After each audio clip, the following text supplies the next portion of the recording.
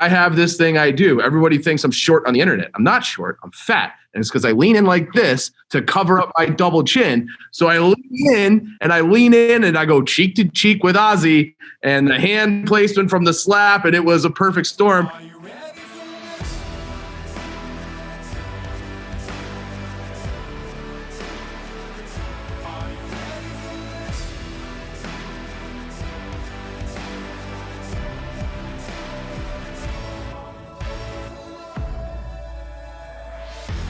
It's another edition of KFC Radio on the Barstool Sports Network. It's Clancy and Feidelberg, and we're usually here to fuck around, but opening up a little bit on a somber note today after hearing the news this weekend of the death of Bob Saget, who has been a friend of ours over the last couple of years. We were lucky enough to get him on the show a few times, and he was always one of those guests that like actually enjoyed it and really like kept in touch.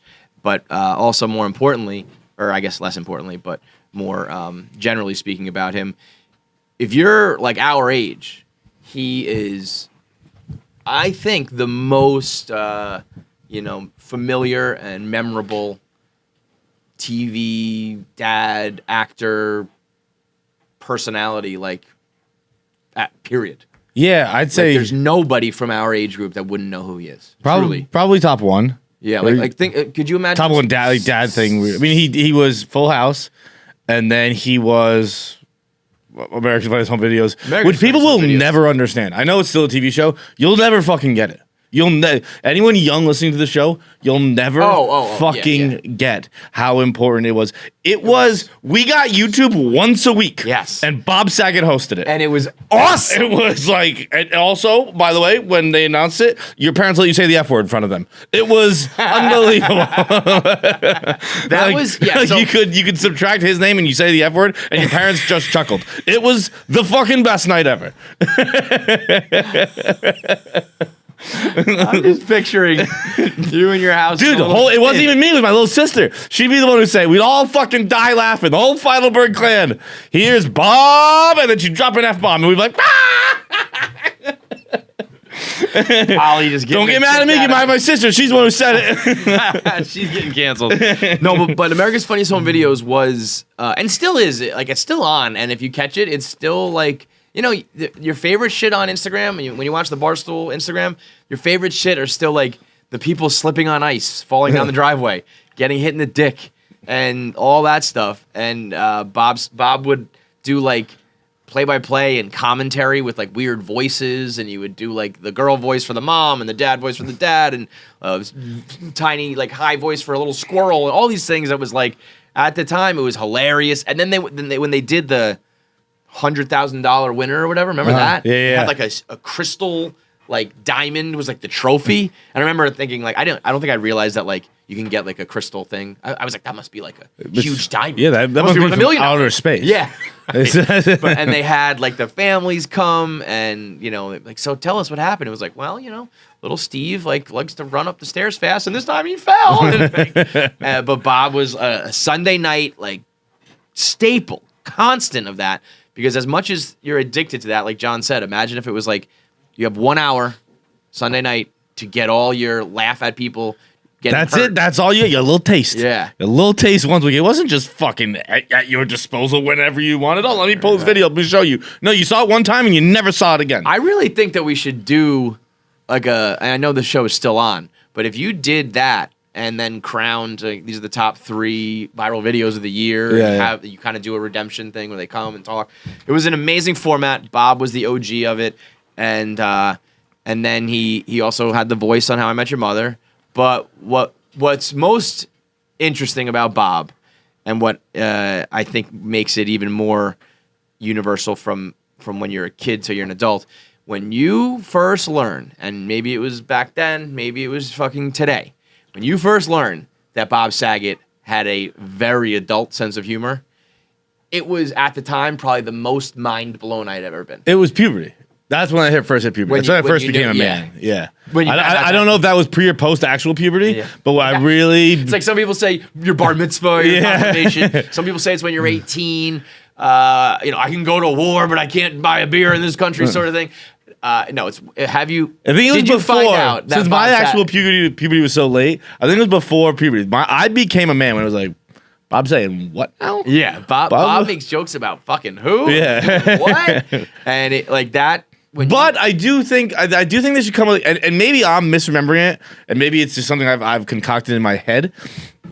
But I feel like on our show, I think it was on our show, he showed a slight bit of resentment to the idea that he's some horribly offensive comic. Sure. Where he was like, I just swear. He's a regular. Yeah, he's like, I'm a comic. But he's like dirtier. You know? Yeah. It's like the way we would talk. Like, we wouldn't say we're like horribly offensive, but we'll talk about dicks and ass and fucking and stuff like that. Right. So he was like a regular comic, but it was just because it was such the a juxtaposition huge, with Danny Tanner. It's not like he was up there doing like, Anthony Jeselnik, like, He did. I saw a dead grandmother, in a.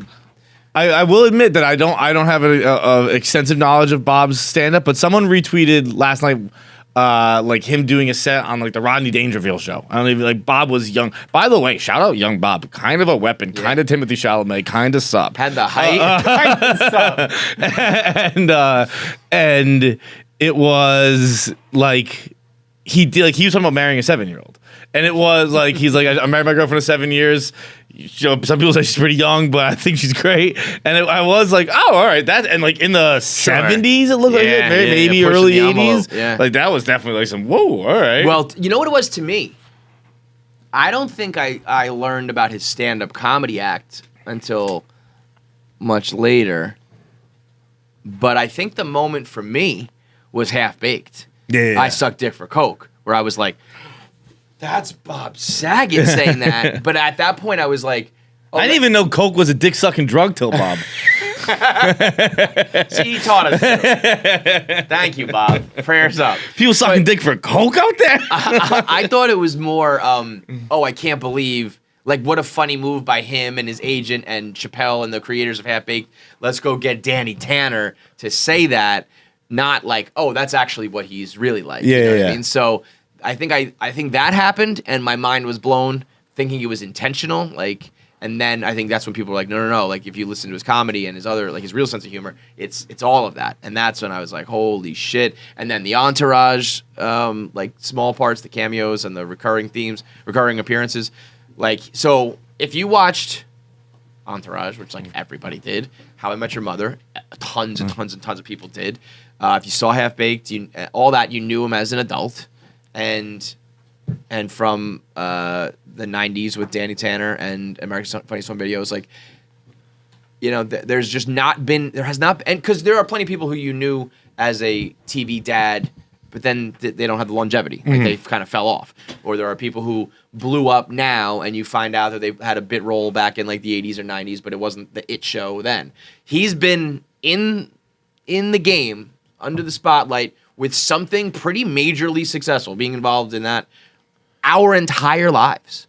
Really. I don't even think when we would interview him, and I'm glad I couldn't. I think I'm very thankful for my stupidity often. Me too. And he's given me a career. He is one like where I just never like. I would have been more nervous if I put together. I just still thought of him as like Danny. Yeah, and it wasn't like how important he is throughout. All of it. Your entire, like, how he's been there the whole time. My whole life. Because I watched. I didn't finish How I Met Your Mother, but I was a big How I Met Your Mother guy for like probably the first 4 seasons. And 5 it's seasons. cool how it's the voice, and it's like you're in it but not in it, but like you knew it because he has the recognizable voice. That was a very cool job by him. But yeah, I mean, like we had Mark Paul Gosselaar on. We interviewed him at Sirius, and I was like nervous about that because he was Zack. But I remember thinking like Bob Saget's like that times 25 more years. Yeah, right. But it's a testament. What you said is true. I didn't feel anything because he was like so cool right away. Mm-hmm. And I when we got the news last night, I was like hesitant to. I've never had a celebrity death that I knew the person. The first time it's ever happened to me. Dude, so when I first saw the news, I was like, oh, it's sad, right? Obviously, I'm a fucking. Probably not a sociopath, and I was like, trying to muster some tears, pouring like salt in his eyes. But then I remembered him coming on, and then I remembered like him like DMing afterwards. I was like, it was like an actual gut punch. Where I was like, oh yeah, fuck, he was. Yeah, and not to say I wasn't like hanging out with him and talking to him on the phone. No, in fact, you know what? I've done a 180 on it. He was so nice to so many people. It doesn't even mean anything to me anymore. Well, let me tell you. Okay, so I'm kind of getting there. I not that I really knew him, but like I said, every time there's been a celebrity death, I've been like, oh, that's sad because I saw them on TV, and just like the rest of the world. And this was the first time that I was ever like, I know that person more than 99% of people, right? And then because of that, it's hard, like you got to toe the line. Like, I don't want to make this about me, but also I feel like I have this perspective that shines a light on how great Bob really was, because I'm a regular ass 80s baby, 90s kid, elder millennial, whatever you want to talk about, who watched all that shit. I'm like very representative of all of the people who knew Bob Saget. And I'm like, I just want everyone else to know that if you got the chance to meet Bob, like he would have been, like you would have added that to the list. Like, and all of that, and super, super, super cool, down to earth, fucks with you. Like, you slide right in. So I was like hesitant to like share our experiences because I don't want people thinking I'm like plugging the podcast or answer the internet or whatever. But he just added to his like legend because it was like, yo, that's Bob Saget. But he, like we got feedback that like he loved it, and I was like, okay, people say, oh, they had a good time on the show, and then he does follow up, and it's like he's reaching out to us and talking to us, and then when he did more press, we always got word that like he requested us, and I was like, wow, that is fucking like I felt special as a kid. Dude, knew him as all of these amazing things. And he's like, yo, make sure when I'm doing my podcast tour, we do John and Kevin, and like knew our names and posted without us even asking, and things that are just like a lot to come from, a guy who's like an icon. I could also have seen a world where, if I'm just totally making this up, but just using his name because of the similarities. Like if we had John Stamos on the show and he was like nice when the cameras were rolling, but then like big timed us afterwards, and be like, okay, yeah, I mean that makes sense. He's Uncle Jesse, like he doesn't give a fuck about us. Right. If Bob had done that and just was like, cool guys, see you never, I would have been like, that checks out. Yeah. So when he didn't do that and was the opposite of that, I was like, wow, that is even more awesome. And he was officially on the list of like, we'll interview him anytime, always and forever. Even if we're old and gray or we don't like his new project or whatever it is, it's like, but if Danny wants, if Bob wants to talk, we're talking to him. So it's a weird experience to know someone during that celebrity death. Again, just slightly more than the average person. But in this case, it was like, it just made it even more sad because it was like, oh, and he was awesome. It wasn't, anything other than good stuff about him. I was home this weekend, and I was just like, because exactly that line you were talking about telling, where like I was like, oh yeah, because he DM'd me after coming on the show, to thank me for our time and to say he thought I was very funny, which at the moment felt really good. It seems like he told everyone they're funny, and I don't fucking care anymore, Bob. Like, oh, you. But no, I mean, like, yes, because I posted the picture we had, and then I saw virtually every comic and every actor that I follow on Instagram had a personal photo with him. But while, yes, that does lessen it, and it's like, we're not that special, it's a testament to how friendly he was. Yeah. And how much he did know everyone from big actors and comics all the way down to the up-and-comers to, like, the scrubs like us. So, and he did have a picture with all of them. He did have an inside joke with all of them. And, yeah, personally lessens it for us. But for Bob, it only, like, raises the stature where it's like, oh, man, he was putting people on. He was reaching back out. He was like helping foster the new generation. So he goes. I was kind of like, oh wow, everybody on the picture. I was like, when it first happened, I was gonna be like, hey, he was so nice. Here's my DM, and again, I didn't want to be like it's about me. I want to be like it's about us. So I just actually what I did was I just read it with my parents. And I was like, look at this, a human interaction we just having. This is crazy. Like, right. And but he was just like, he's like, back at you, the talent to be yourself and a wackadoodle in public. I've been doing it for a long time, and I'm so happy I didn't end up tweeting these out because I look like such a fucking loser in my responses. Little fanboy. So many goddamn exclamation points, like a fucking asshole, John. Shut up and just talk to me. I will never I will never get on a guy for exclamation points. And thanks so much, Bob. It's always such an honor having you on. Really appreciate you giving us your time. Shut up, you loser. Be a normal person. That is exclamation point voice. I like what you just did there. If you had to give a voice exclamation points, here's that. If I'm lucky enough to do it for a fraction of time and half as well, I'll consider that a huge win. Best of luck on the tour, Bob. Watch out for the Headless Horseman tonight in Sleepy Hollow. Oh, what a bad joke. What a bad joke, John. And Bob replied, he's not going to be here. I never get head on the road. Good joke. But wait, why did you say that? Because he was in Sleepy Hollow. It's just a reference to where he was? We had been joking about it. We talked about when he was on the podcast. We talked about all right. I thought it was just like, oh, what can I say about Bob and Sleepy No. The Headless Horseman? That would have been insanely I think he was joking on the podcast. It was a callback by me. Okay. It wasn't as bad as it is on surface. If that was just a reference to where he was at the time, I would probably like quit. I'd be like, we can't do this show anymore. But that's I have no problem fanboying over Bob. Yeah. He was that dude, and it is like, thank you for the time. I saw a tweet. Somebody said, do boys ever get the ick factor? She was talking about some other shit. And then a guy I've been following for a long time, and he's been following me, listening to Mail Time and all that shit way back. The Ball is Orange is his name. He tweeted, I never want to see like my boys like private texts, you know?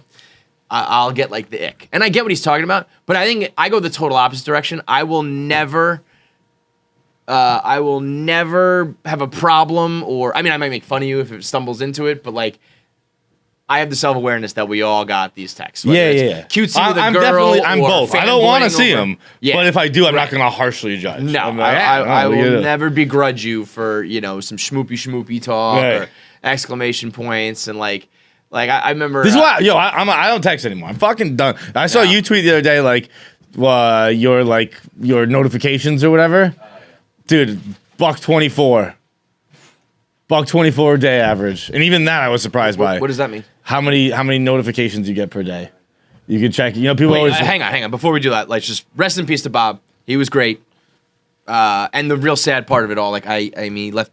I know this sounds bad, like it shouldn't be, but he left behind 3 daughters, and I just think that's worse than. I mean, sons kind of get a raw deal. We've done this like girl dad thing, yeah. But knowing that like 3 little girls that he raised. That's just absolutely fucking brutal. So young, still no cause of death, right? But not. But we said there's not. You heard there's not drugs. Do we know that for sure? When I turned off the game last night, or when I turned off the news after the game last night, they said there was no signs of drug use, but the coroner will have final say. Right, for sure. I mean, it's unfortunately kind of where your head goes. Like, right, you're alone in a hotel room. Oh, and if you haven't seen it, real quick, I just want to read some bits from like the last.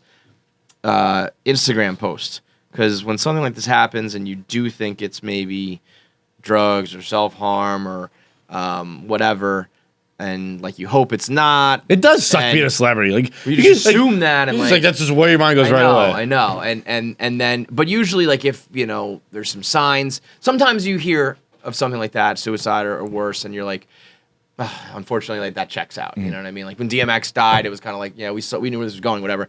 But with Bob, like he had just posted, he was at where was he? It was somewhere in Nashville, right? The Ponte Vedra concert hall, wherever that is. And he said like, I had no idea I did a 2-hour set tonight. I'm back in comedy like I was when I was 26. I guess I'm finding my new voice and I'm loving every moment of it. Like, I'm addicted to this shit. I'll see you because I'll keep going. More dates in 2022. Peace out. Just like the opposite. It wasn't like he was probably finding the second or third or fourth act in his career. So all super sad. And just with our brief interaction with him, it was very cool. And like I feel very lucky to have gotten to know him. So, but anyway, back to the text thing. Yeah, like so. You're off a text because of 124 notifications. No, so he put out what is like screen time people talk about, but you can check you can check how many notifications you get a day. Meaning like a text comes in. Bloop. Yep, text. And mine actually was bullshit too because I have 8 alarms per day. That's add another 8. That's what I have tweet notifications on for you too, so that's a large portion. So you get 389 per day? Yeah. But that you do have like notifications on for all of our shit in social. Basically, yeah. That's why. Basically, he's saying you and not me. No, both of you. Okay. No, I do. No, because it? we were talking about this. So go scroll to the left. So go back to the homepage. Go to the left, and then scroll down. Yeah, I got 344 over here. And then down. Say 445? Oh yeah, now Pavs thinks he's the man because he turned on everybody on the team's notifications. Smart thing to do. But I don't need mine. I'm feeling good about this. But yeah. 62. 60. Oh, No, wait. so that was- Scroll back a week. Scroll back to last week. That's just today. But like, What the hell? yeah, I don't get a lot. That's crazy. All right, that's my guy. Yeah, I'm loving that. Yeah. Wait, hang on. Let me go back to. Oh wait, oddly enough, like 100. I have weird 250, but then it's going. A day, dude. Yeah, This is- but like yeah. look at all. No, this is last week 232. That's weak. Yeah, but it's. I thought you were getting 389 a day. It's 232 average per day. Okay. That's still pretty good. 137, 232, 211, 116. I'm My okay goal with is to this. get it sub 100. Yeah, I was gonna say I can. I was down 27%. Let's see. Yeah. So like I went when I went over 200, I was up 81%. So like some shit was going down. You know what I mean?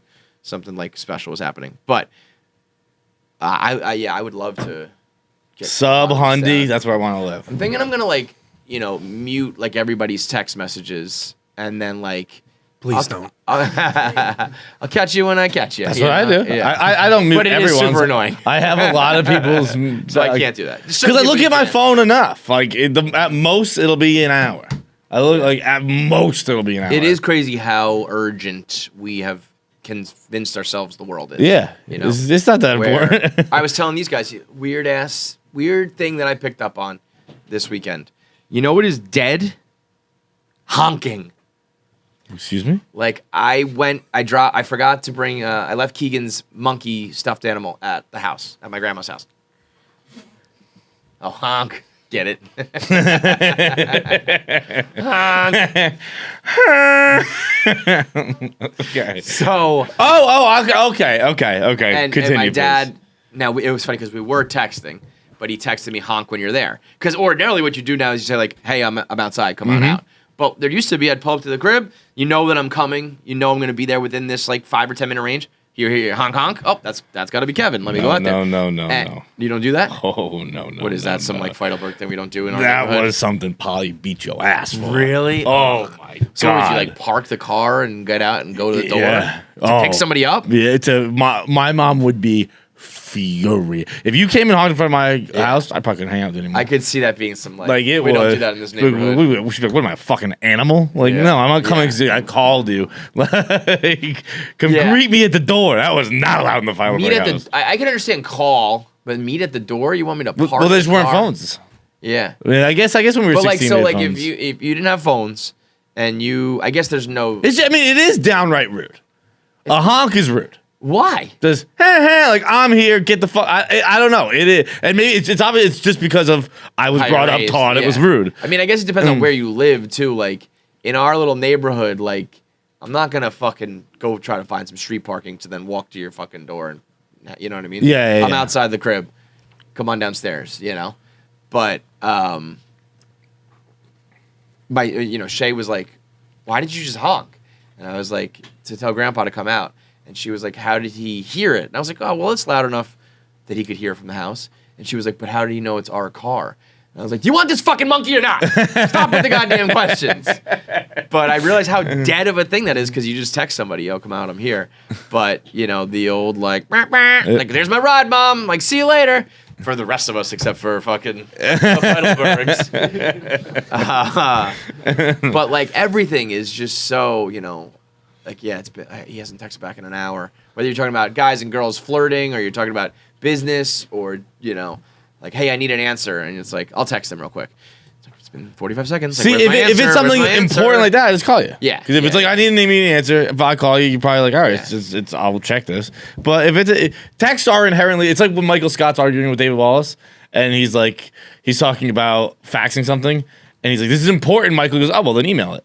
It's that only with the more modern technologies. They're like, it's important. Reply to this text. Okay, well then call. The amount of stuff though, I wonder. I wish I could remember it. and I wonder how this is like affecting our brains. But you used to just be like, a question would come up, and you try to like figure it out, and if you didn't, you'd just be like, oh, I don't know. You know, like someone asks, what movie was that guy in, or like, hey, how many touchdowns did that guy score, or whatever it was, and you like are like, oh, I think no, that was never mind. I thought I knew, but I didn't. Anyway, maybe I'll find out like the next time I'm at a library, or maybe that's a question I'll just never answer. People get like, it's because people get so wrapped up in the like finding. It's almost like Thomas Jefferson's like count to 10 to find out if you're angry or not. Like take 10 deep breaths. Yep. It's just you just have to think about something else for 2 seconds, and you don't care anymore, and you'll just move on. Yes. So like it's like just don't Google it right away. Just 10 times, and you're like, I don't remember anymore. I don't fucking give a shit about that at all. Yep. I'm just gonna carry on my day. What else is weird too? Like word of mouth. When it like literally used to be word of mouth, like you needed to tell all your friends about something, because in the moment, like once I do my Thomas Jefferson thing, I would be like, that's not that good, or like that's not that important. Like I don't need to be like, hey man, how you doing? Let me tell you something. You know what I mean? Maybe you did because your life was boring back then, and it was like I have to tell you about this fucking show or book or whatever I'm reading. But like now, word of mouth just means like Wordle is a perfect example. Wordle is something like I tweeted about playing, and now I have a bunch of my followers playing. It's like a word quiz game. And did you guess queer today? I didn't, but I did because I had the Y. I already had the Y before. Oh, you did? But did you put it in? Did you put it in thinking like, this is allowed and might be it? Or like, I was like, I mean, Queer Eye just came back on Netflix. I was like, maybe it's a topical reference. Yeah. It was what? What nice outfit today, by the way. Well, you said that we're not allowed to say that, right? I can't wait for you to Queer Eye us, bro. Fucking, what are you, homeless? Do you have dirt stains on your left leg? No. Fucking word. Can't wait to Queer Eye the KFC radio crew. Not even coming over when do you come off the construction site, bro? I meant they should come on the podcast. Don't talk about me, you asshole. Sorry for yelling into the mic. Whatever. You look like you just fucking dragged the body into the marsh. Look at those fucking shoes, dude. You look like you just grabbed it. You look like you just dragged a gay body into the marsh. You're gonna hear about this like once a podcast for the next like year. Remember that time? Remember Zack said he was a makeover? Call him Sweatpants Zack, we call him. that might stay. Like 90% of the rest of the office wear sweatpants, but it's sweatpants Zack. Yeah, but 90% of the office hasn't threatened to Queer Eye me. You ain't gonna Queer Eye me. You ain't gonna Queer Eye me, queer. Speaking of Clay Aikens running for Congress, I don't know. Clay Aikens? So sticks with our gay guys should do everything. Yeah, I'll let him run the whole fucking he show. Can do it, I don't know about Clay. He looks like a scarecrow. Him and Paul McCartney are scarecrow. I haven't seen Clay since about 2004. Yeah. So. Like what is? Did you say hot? Hot? Clay Aikens hot? Oh no, never mind. Wait. Yeah, no. I want to go gray. I think I'm gonna dye my hair silver. Yeah. What do you think? Sure. Did you see? I did this filter. I'm gonna do you. See how it works. It's a filter that was actually designed to show your how like gross your mouth is. Like you see your teeth and your tongue. Fuck, these ones scare me. Yeah, it is scary. It is scary, right? But my teeth were pretty clean. But but what was cool, I loved my fucking hair, dude. Yeah, I'm clean. Yes. You ready for this? No. Ready? We're going to see what John looks like in my favorite filter. See that mouth first. Teeth good. All right. Yeah?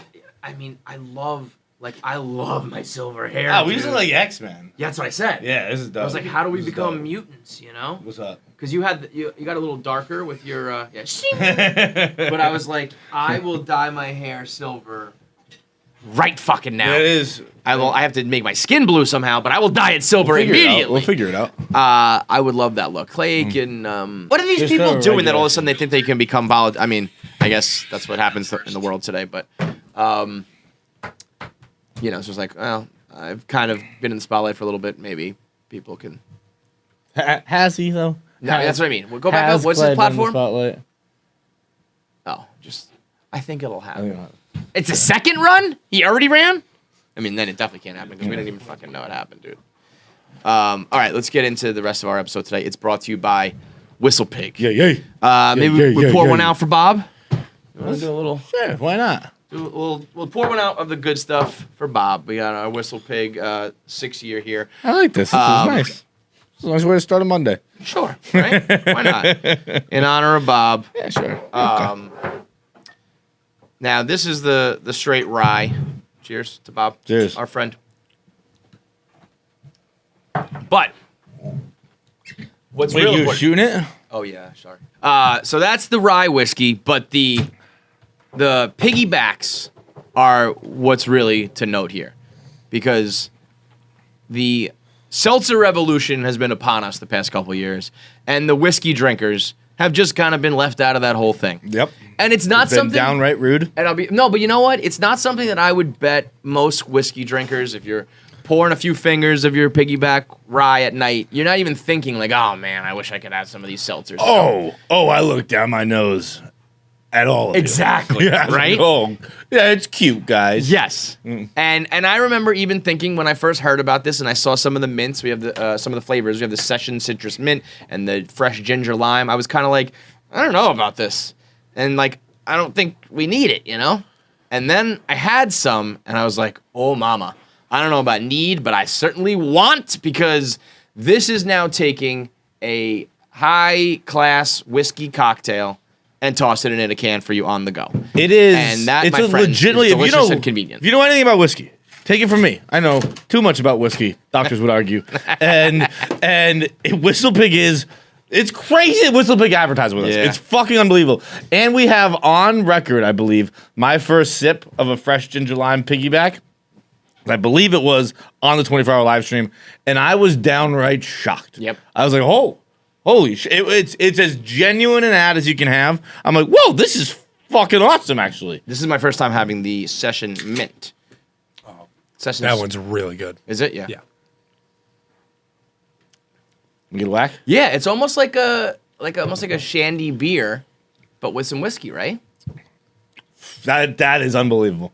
Yes. Shit. Wow, you nailed it. It's like a summer shandy, but that with is, whiskey. it's like better. It's like a summer It's shandy. got whiskey, not beer. It's And like, that's kind of my point. Is like whiskey is just better than other liquors, and so now you get to that's do. really good. That's exactly like a shandy beer. I'm gonna go back and forth because I think that the ginger mint. I keep mixing these up. The ginger lime is like a Moscow Mule, which is usually my favorite, like craft cocktail. So this has been my favorite up until now, but that's citrus mint, giving a run for the money. I'm still probably going with the Moscow Mule because I like lime better than lemon. But they're both really fucking I know, good. I know. And so I mean, I remember thinking like, oh well, wouldn't they do for a seltzer? Wouldn't it be like a whiskey and Coke sort of thing instead of like an actual seltzer? Nah, they're like, we'll just do it And good. I'm like, no, man, I get it. And so now it's like, I had someone saying like, well, why is this going to be, you know, like, who cares really? What's the difference? And I was like, well, the difference is now you get this, you get the seltzer revolution with a very high quality liquor. Well, You know, highest it's not like with the vodka ones, they're just throwing in like trash vodka into your flavored drink. This is like, we're going to make a high quality cocktail with Whistle Pig rye. So it's like you can still do the party scene. You can still, you know, that's the other thing. It's hard, you know, people aren't like shooting whiskey in the middle of the summer. You know what I mean? Yeah. But you're going to drink these all year round. It is. And I'll tell you what, like I said, I drank them on the Christmas live stream. Yeah, 4 will get you there. Well, that's also Or the thing. they'll take care of the job. I know price points on these are a very big deal. And I understand why, especially when you're first of age to drink. You know, you're on a budget and you want to party and stuff. And so when you hear like a case is only 4 cans, sometimes you give pause, right? I remember hearing that when the other seltzers were like 8, even just 8, people were like, whoa, it's, you know, almost like $20 for 8 or whatever. So this is 4, but it's 8% alcohol, so you're doubling it. So pretty much you get one of these, you're good. You're all set. And I think it's like $17.99 for a case. So spend $17.99, you get 4 whiskey cocktails, which equals about 8 drinks. You're Gucci. Yeah. So I mean, again, for someone who has not been in on the seltzer revolution but wanted to be for so long and now can do it with something that I actually enjoy, I'm fucking over the moon. And then if you do want to get the original stuff, you can get the 6-year, 10-year, 12-year, I believe, are the 3. It's 15 as well. That's why I was drinking on New Year's as well. Christmas as well. Well, I was drinking Boss Hog. So you can go fuck yourself. Yeah, then they got that 1 year. Every year they put out like one special edition. So in honor of Bob, we salute some. We shoot some Whistle Pig for you. Get at us. Why do you Whistle Pig? And also, it's only available, the cans so far are only available in a few states. So one, go online and just order them. Go to piggyback.rye.smash.com. Or if you're lucky enough to get it in stores, you sons of bitches, if you're in Vermont and New Hampshire and a couple cities and states here or there, tweet at us with some pictures of your local liquor store or the bars that carry it. And if they don't have it, ask them. Sons of bitches. Yeah. Tell them, stock it, because KFC Radio is telling you to, and we're going to drink it. So get your Whistle Pig now. All right, so we're going to get into top 5s, of course, because it's our Tuesday episode. We got our voicemails. Who's our interview today? Jim Belushi. Jim Belushi, legend of the game on the show, talking all about marijuana, the hot leaf, the ganja, the devil's lettuce. And talked about his brother a little bit. I wasn't sure if that was one of those things like I didn't clarify like beforehand if we could talk about his brother. Or is that a touchy subject? Very willing, yeah. So some interesting, cool stuff about his brother, who's obviously an icon as well. Also out right now, Answer the Internet featuring Shane Gillis and Matt McCusker. So they were on the podcast last week. Their episode of ATI is out, and I just want to say that they're dumb fucking idiots. They're just dumb fucking morons who dick ride sharks. Like, I thought Portnoy was like king dick rider of sharks. I thought the whole world was like, let me slobber on shark dick because it's Shark Week. And then along come McCusker and Gillis, who like, I think they would let a shark fuck them. I think like one shark, 2 of them getting fucked somehow, both fins going in them or some shit. I have never seen someone disrespect a polar bear more than those guys. It's a polar bear. It's a polar bear wins that fight. And you know what's crazy? They were like, because during ATI we got a little overexcited. We started arguing for the polar bear. They were like, we think it's a shark. And then we were like, no, you're wrong. And we did like a 20-minute bit on fucking polar bears. What was funny is then on their podcast, on Matt and Shane's Secret podcast, they were like, yeah, we were answering some dumb questions on ATI. And then they proceeded to go for like 10 minutes talking about the shark. They seem to think that like 7 feet is like too much for the polar bear and not a detractor for the shark. Crazy town. Wait, what? The pool is 7 feet deep. Okay. And they were acting like that doesn't affect the shark at all, and that's too deep for a polar bear to operate in. It's like, are you out of your fucking Is there no shallow end? I think it's an Olympic-sized pool, so I think it's just 7 feet all the way through. Oh, wow. Oh, I think that's Can a polar bear stand in 7 feet? I think that a polar bear, when it's up on its hind legs, is very tall, and also like a shark's coming at a polar bear, he goes down and like pushes off the fucking bottom of the pool. He's right at the like. I don't think the 7 feet's a problem. Okay, I think for some reason my brain until right this very second has always heard Olympic-sized pool and gone to the Fall River YMCA, which has like a 3 foot. Oh, so decidedly that is would not for sure be. I don't even know if a fight would happen because I think the fucking shark would be like, I'm not going up there where I can't breathe. Yeah, and the polar bear. I always thought it was deep enough. I always thought there was an end that was deep enough for the polar bear to stand. Are you telling me you're a shark now? Are you fucking might be shark, dude. Polar bears are in between 6 and 8 feet tall. So like he's got to focus on breathing. Like if a shark gets him, barrel rolls, this changes the game, man. I can't believe you thought Olympic pools have fucking shallow ends. I can't believe you can't believe that I was dumb. Could you imagine like Michael Phelps is like doing his laps and then he just goes to the shallow end and walks out of the water? Yeah, I always picture a polar bear just chilling, being like, also, yo, when you come up here, I'm going to fucking ruin your life. I never thought... Why would the shark do that? Huh? Why would the shark even do that? Because it's a fight to the death, so you got to go at some point. But I'm sure the crowd would get real loud. I guess it is a little adrenaline going. The crowd's like, fight. Like sharks, It is an advantage for a shark because they only exist in the water, where polar bears they live on land, but they can be in the water. Yeah. So there is an element of treading water, but I think they're so. And also, here's the deal too. By the way, I think it is like a shallow end for them. When you're 6 to 8 feet tall, 7 feet's not a big deal. Yeah, I guess, but it's still above your head. It's most, and what I'm thinking. I was always thinking bear. Like I've seen bear claws, those viral pictures of a person holding a bear claw, and that's what I've always thought of as their main weapon. Yeah. In the water. But it's not. It's not. It's a bad weapon now.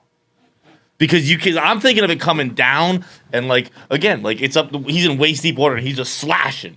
But now when your whole hand is underwater and it's the size of when it's your hand, I think when you have the strength of a polar bear, you're cutting through the water pretty easily. I don't think when you're swinging a fucking beach umbrella, I don't think you're cutting that well. If you had the strength of a polar bear, I think you'd be okay. I don't think so. Because their hands, think about your hand like it's not the size of a beach umbrella. I understand what you're saying. If you're just extrapolating strength, yeah. Think of your hand when you move like this versus when you move like this. He's got to have the open hand to get the claws out. If he's just punching a shark, he's not going to do very well. Bro, now the shark.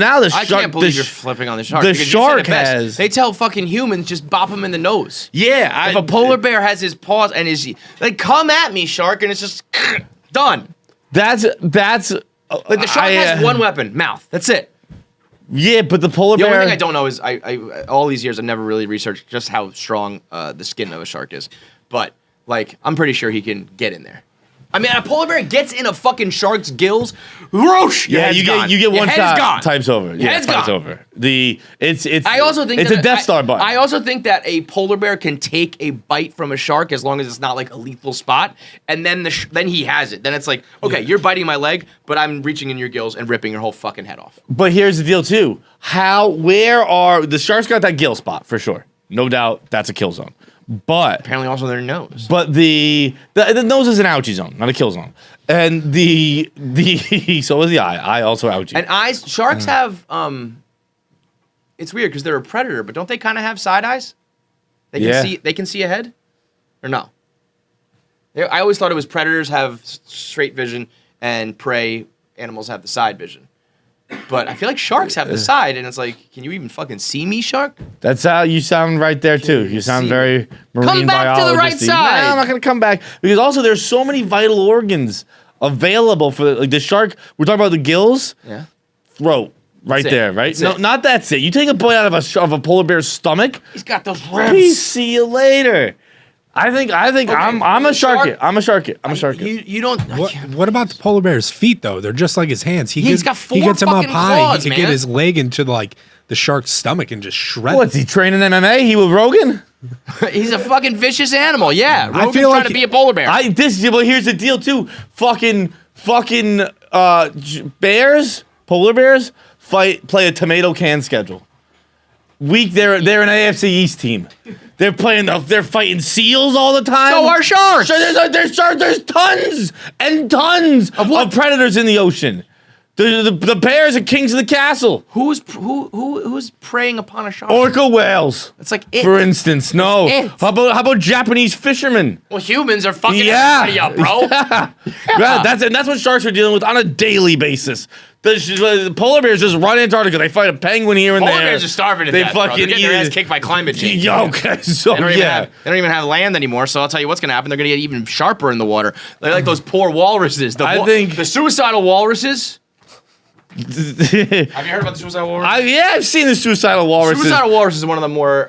they probably just don't want to hear the polar bears whine, I'm hungry. Like, I'm going to fucking kill myself. I don't have to listen to this anymore. The suicidal walruses is truly one of the more disappointing things I've ever seen. Or like disturbing, not disappointing. Seal. We can't say walrus. No, it's a walrus. Right? It's a walrus? It's a walrus, I think. I guess I don't know the difference. They're climbing up these... If you don't know, there's like a Planet Earth type show. These walruses, walruses. I'm going walruses. Walruses. They're climbing up these like newly created cliffs because of the water level, lowering. I guess water. What's the word? Receding? I don't know. So anyway, water level rising everywhere. So.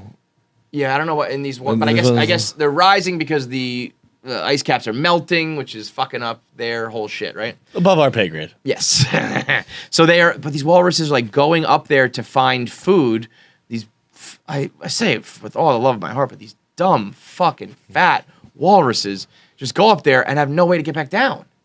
And then they just jump. And then they just fucking fat splatter all over the rocks. Could you imagine a walrus just...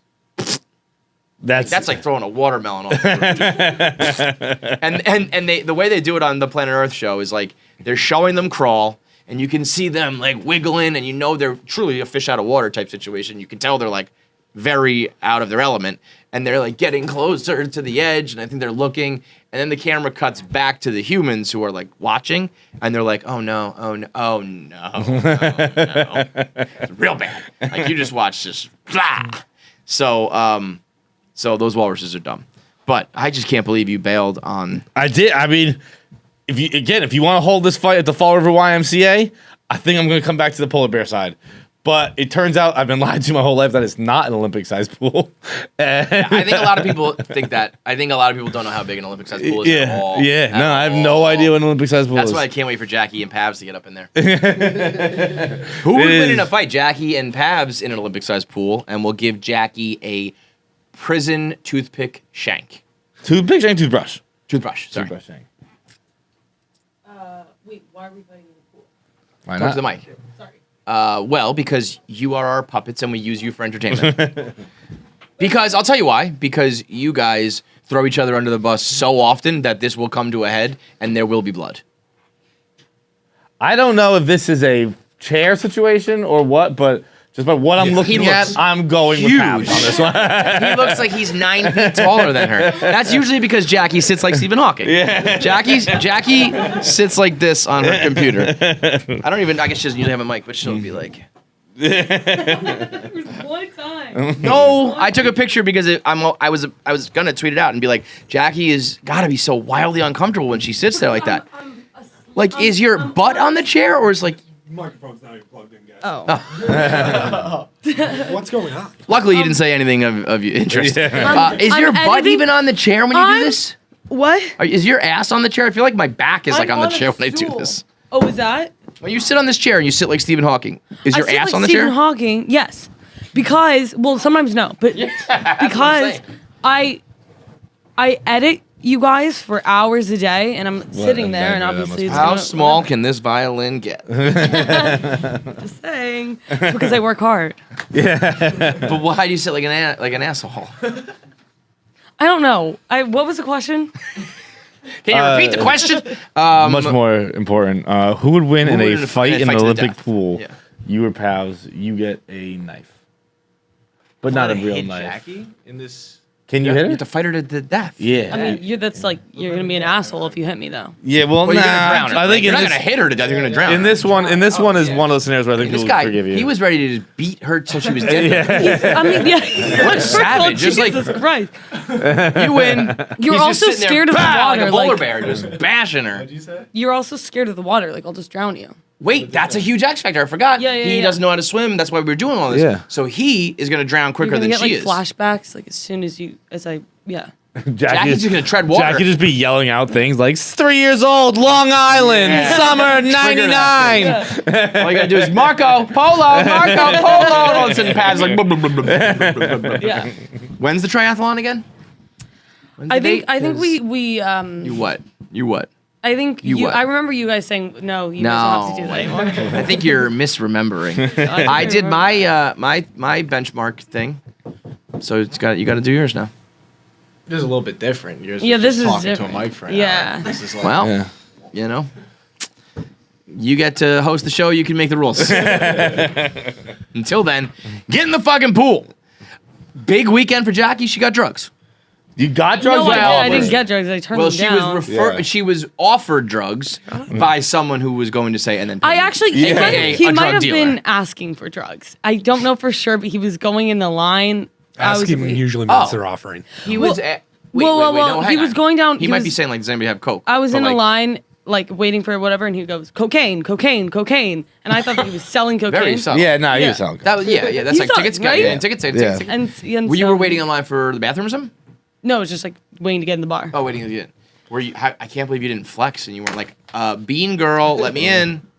But I as we can't do know, that. Nobody gives a fuck. You get walked out Also on not a Bean Bumble Girl. date, so there's no way you're gonna get through the line. Definitely not hot enough for that.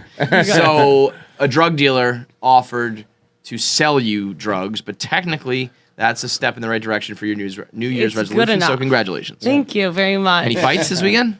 No.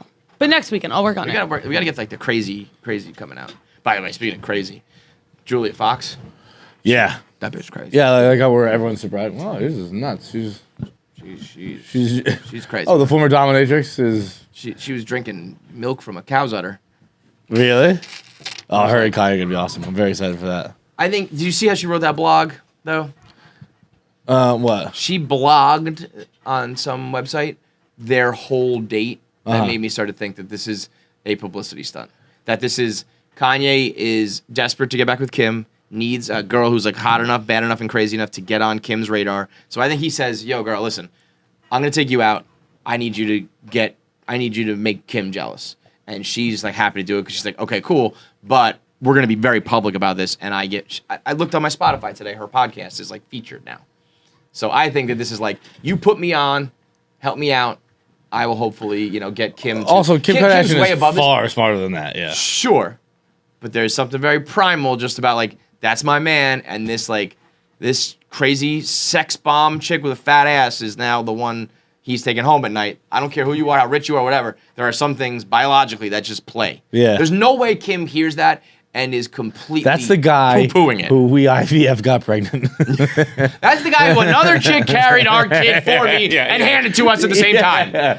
We put our DNA together and into a homeless woman. That's I'm surprised it wasn't Julia who Fox. we kidnapped and kept in our basement for 9 months. Don't worry, we threw prenatal vitamins down the laundry chute.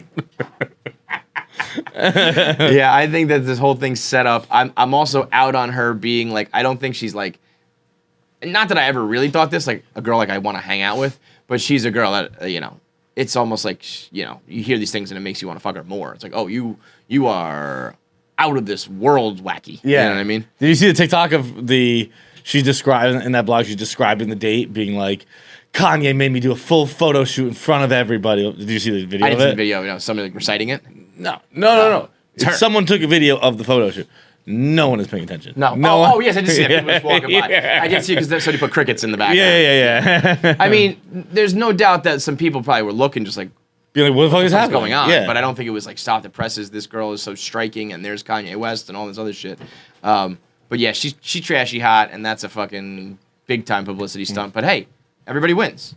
You get to do some fucking. You get famous. He maybe, Kim's probably laughing at this, but on the inside, she's like, fucking. Oh, Here it that's is. a I think little it's that exact picture that is from the. Yeah, like nobody's looking, right?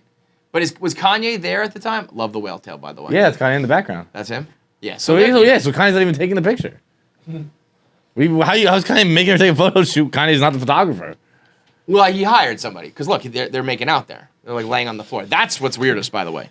So the other side of the date was that He's the Kanye. fucking best. I know I hashtag dunned him, but God, he's the fucking You're back. best. You're done with the polar bears, and you're back on Kanye. We are starting 2022 all wrong. Everything he time. does, man. I'm like, he's the best, bro. Like, did you see his trailer for the new documentary?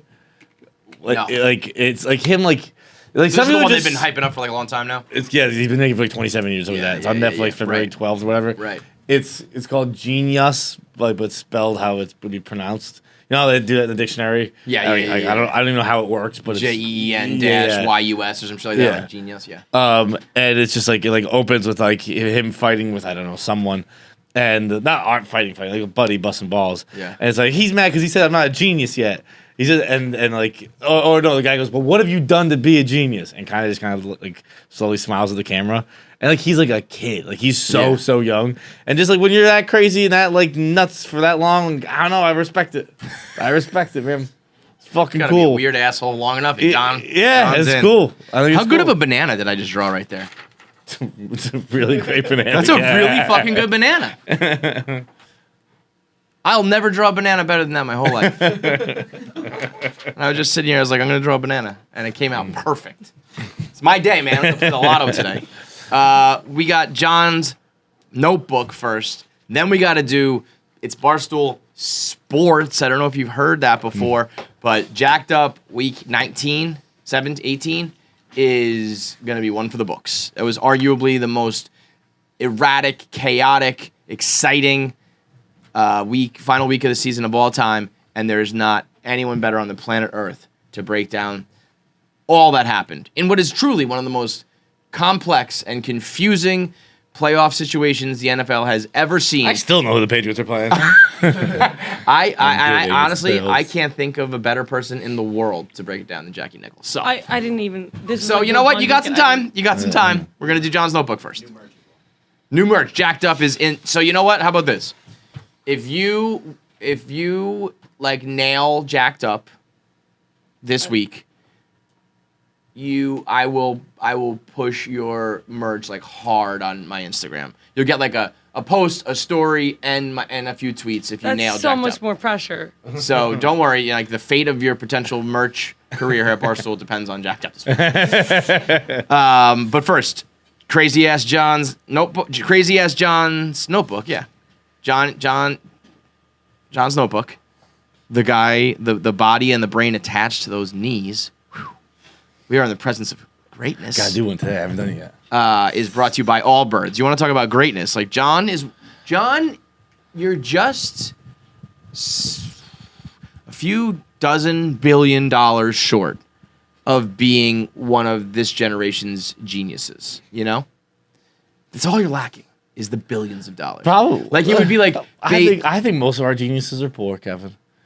Just like our hardest working people, they make minimum wage. Suck my ass! I think it would be like Bezos, Musk, Branson, Gates, Feidelberg. You just need billions, man. Because there's no billionaire yet in like the entertainment, fashion, culture side of things, is there? It's all just like tech and money and finances. Yeah, and they all would fucking give up all their billions to be liked even a little bit. Yeah. In the tech and in the fashion entertainment side. No doubt. I mean, I guess Kanye. Bezos is like, I will pay $99 billion for you guys just to think I'm cool. Just so you're cool. That's why Bezos is turning this little. He's flipping the switch to be cool a little bit, you know, because he's like these other guys can't even be cool. Like, I think Bezos, if he wants to, can be cool. Cooler than the average billionaire, you know? The rest of them are inherently... Elon Musk is actually like a fucking, to his core, dork. Mark Zuckerberg makes Elon Musk look cool. He's such a dork. Bill Gates is... When you draw a picture of a nerd and a dork, you draw Bill Gates. Like, he's the poster child. So if you just had a few billions and you were like, yeah, man, I just make up like slogans and I sell clothes and like I do this shit, you know what I mean? People would be like, oh, wow. But so maybe Harmonies will take you to the top. Did you see my drawings of Harmonies? Yeah. What do you think? They're very good. I mean, that one does look just like Nick Tirani. So much It's like crazy. Nick Tirani. Did you guys see my drawings? That last one with the beard is Nick Tirani. Yeah. And then the left knee doesn't look like KB, but I figure it's got to be KB because he needs like a partner in crime, you know.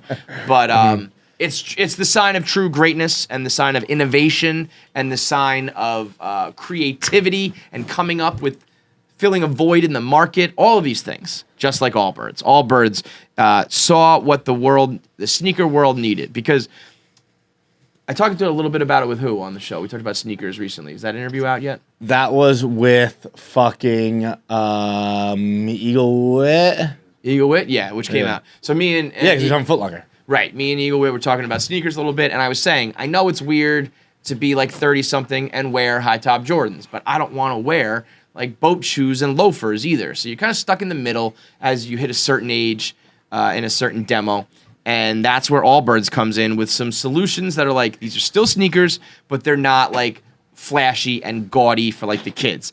They're like very classic looking, just like regular shoes, while still having like this futuristic kind of new vibe to it, because the tech industry wears it and it's big in Silicon Valley and it's got the wool upper with the rubber bottom and it's all like reusable and sustainable. So in one way, it's like the shoe of the future while still looking like something that is going to be on en vogue and on trend forever because it's just like a tan shoe, a white shoe, a black shoe, and they've got everything that you need when you want to look your best, but also kind of just like play it cool. They got the newest shoe is their Wool Dasher Mizzle. It's a weather repellent performance running shoe.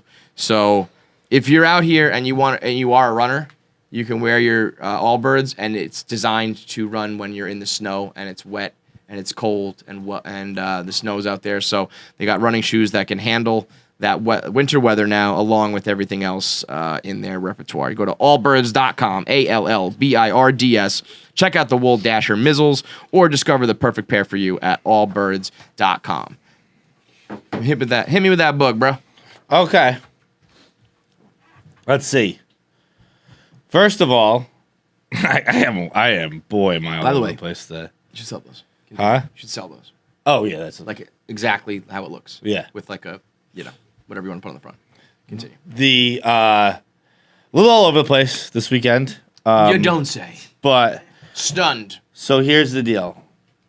Friday I went to the doctor. Had a little pancreas checkup. How did that go? Don't know. Didn't get results? Or did no, it was like blood work. It was on? Blood work and that kind of stuff. Okay. So I should get a call maybe today or tomorrow. Yeah, right. You'll see that in like 3 weeks. But I first of all, the fucking nurse yelled at me, which was bullshit. Like we were Mom, I just got out of the doctor's. Dude, so we're Don't taking you hate people who say doctors? Doctors? Like I went to the doctors. I hate that when they put the S on the end. I went to the doctors. You say the doctors? Yeah. Yeah. I went to the doctors. Did you go to the doctors? It's doctor. You go see a doctor. Yeah, I went to the but you go to the doctor's office. So you're dropping office. Yeah, but you shouldn't. I just don't like that. It's like when people say Barstools. Did you get that? A lot of people in my life when I first started. You work for Barstool? Deion Sanders still says it. Yeah, it's like, what are you saying? Anyway, nurse is rude to you. She's like, so I was getting blood taken, and she was like, you need to drink more water. And I said, well, I'm not gonna stand on a high horse about much, but I'm gonna jump up real quick on this Clydesdale and say, I drink more water. I'm not gonna stand up on a high horse, but I'm gonna jump on a Clydesdale. See, man. I drink more water than anyone on the fucking planet. You do drink a lot of water. It's scary if your body still appears to be dehydrated and the nurses are like, well, here's the thing, Kevin. It was 8:30 in the morning. You gotta drink water. So I was like, yeah, no shit, I haven't focused. And she's like, well, it doesn't matter. Your blood shouldn't move this slow ever. And I was like, I haven't had much water. I had a bottle of water this morning. I've been up for 25 minutes, and I had a bottle of water. What more could you possibly want from me? That seems fair. But then what ended up happening later in the visit was even wilder. It was, but also right. So I was talking to my doctor about just like, he's basically like, bro, you can do whatever the fuck you want. Who gives a shit? And I was like, God damn right, dude. And he was like, he's upped my number of drinks I can have per week. Whatever. Fuck you guys. And he was like, and I was like, yeah, okay. So here's the deal though. Like, but because I'm such like a creature of routine, so to speak, I was like, I've been exercising a lot more. And I know that like things that aren't good for your liver, I hear that like creatine and protein aren't great for your liver. So I've been taking a lot of all that a lot more often. Like, which ones, like, what do you think about that? And You're on creatine? I think like a pre-workout. There's definitely like creatine in it. Okay. And he looks at me and he just goes, yeah, I'd probably just Google that. Right? Go straight up. This guy you see is not a doctor. You told me about him. You go in the basement, right? Yeah. You go down to you walk in and you're on the lobby level. No one at the reception desk. Yeah. Just a sign says go downstairs. And you go down a level to a basement that's supposed to be a medical practice, and he's telling you to Google things. Yeah, he goes, well, I just Google that one. And I was like, well, I'm not going to do that, so I guess we'll just figure it out in the autopsy then, won't we? Jump in the morgue. We will find out. TMZ will report it. Yeah, we'll figure it out at the end. Post-mortem, we'll figure this one out. Where did you find this doctor? It was recommended to me by, he was the doctor given to me by the hospital. They were like, you got to go see this doctor. So when I was in the hospital, they were like, they must be getting like, we're lining pockets somehow, somewhere. So, I mean, he's the man. He walked in. Well, yeah, when he tells you fucking what you want to hear, and shit, he's the man. Exactly what I want to hear. But when I walked in, when he walked in this time, I didn't even remember. But he was like, how was your sister's wedding? And I was like, oh shit, I didn't remember that I was here before. Like I had my luggage with me last time on the wedding. And I was like, bro, just because you said that, I'm never leaving you. Like that was nice. All he did was make some little note in his notebook, like sister's wedding, and remembered it. And I was like, that's fucking. Oh, he knows me. He has great bedside manner. Yeah, I was like, perfect. This guy knows exactly. This dude says I can have 7 to 10 drinks a week. Says I can take whatever the fuck I want. And remembers my sister's wedding. Beautiful, perfect, done deal. And so the nurse said you don't drink enough. The doctor said, just Google it. Just Google it. Just Google it. He said, yeah, just Google that one. And you hearing the whole time and it makes sense because like he's not a fucking he's not a food specialist. Doesn't work for the FDA. It doesn't make sense. I don't think any doctor I don't think you expect them to know what proteins are like dangerous. Like I don't like how does leucine affect the liver? I don't think I would expect that from a doctor. Okay, well your bar is extremely low. I would like 100% expect a doctor to know what proteins affect your organs. Yeah. Really? No, definitely. Also, I take my Most proteins definitely. in pill form, so I think that's better. I mean, if you're talking like I didn't Google it. That one's just my own brain as talking. opposed to like the powder. I think the powder is what's bad for it. You are. You Googled this, didn't you? No, I didn't Google Or you it. just made No, it this up? is just my own head. Oh, yeah. it's your own brain. Okay. Yeah. Well, we know that's broken. It's lying. This is So just to be clear, this is like very clearly not a doctor. He is not a licensed professional, and if he is like He's the bottom of the barrel. I love this doctor, Yes, that's dude. the problem. This is You don't great. want to love your doctor. I don't think. It's like the old Jesse Pinkman. Like you don't want a criminal lawyer. You want a criminal lawyer. Yeah. You don't want like it's when your parents say like I'm not here to be your friend. Like your doctor's not supposed to be your bud.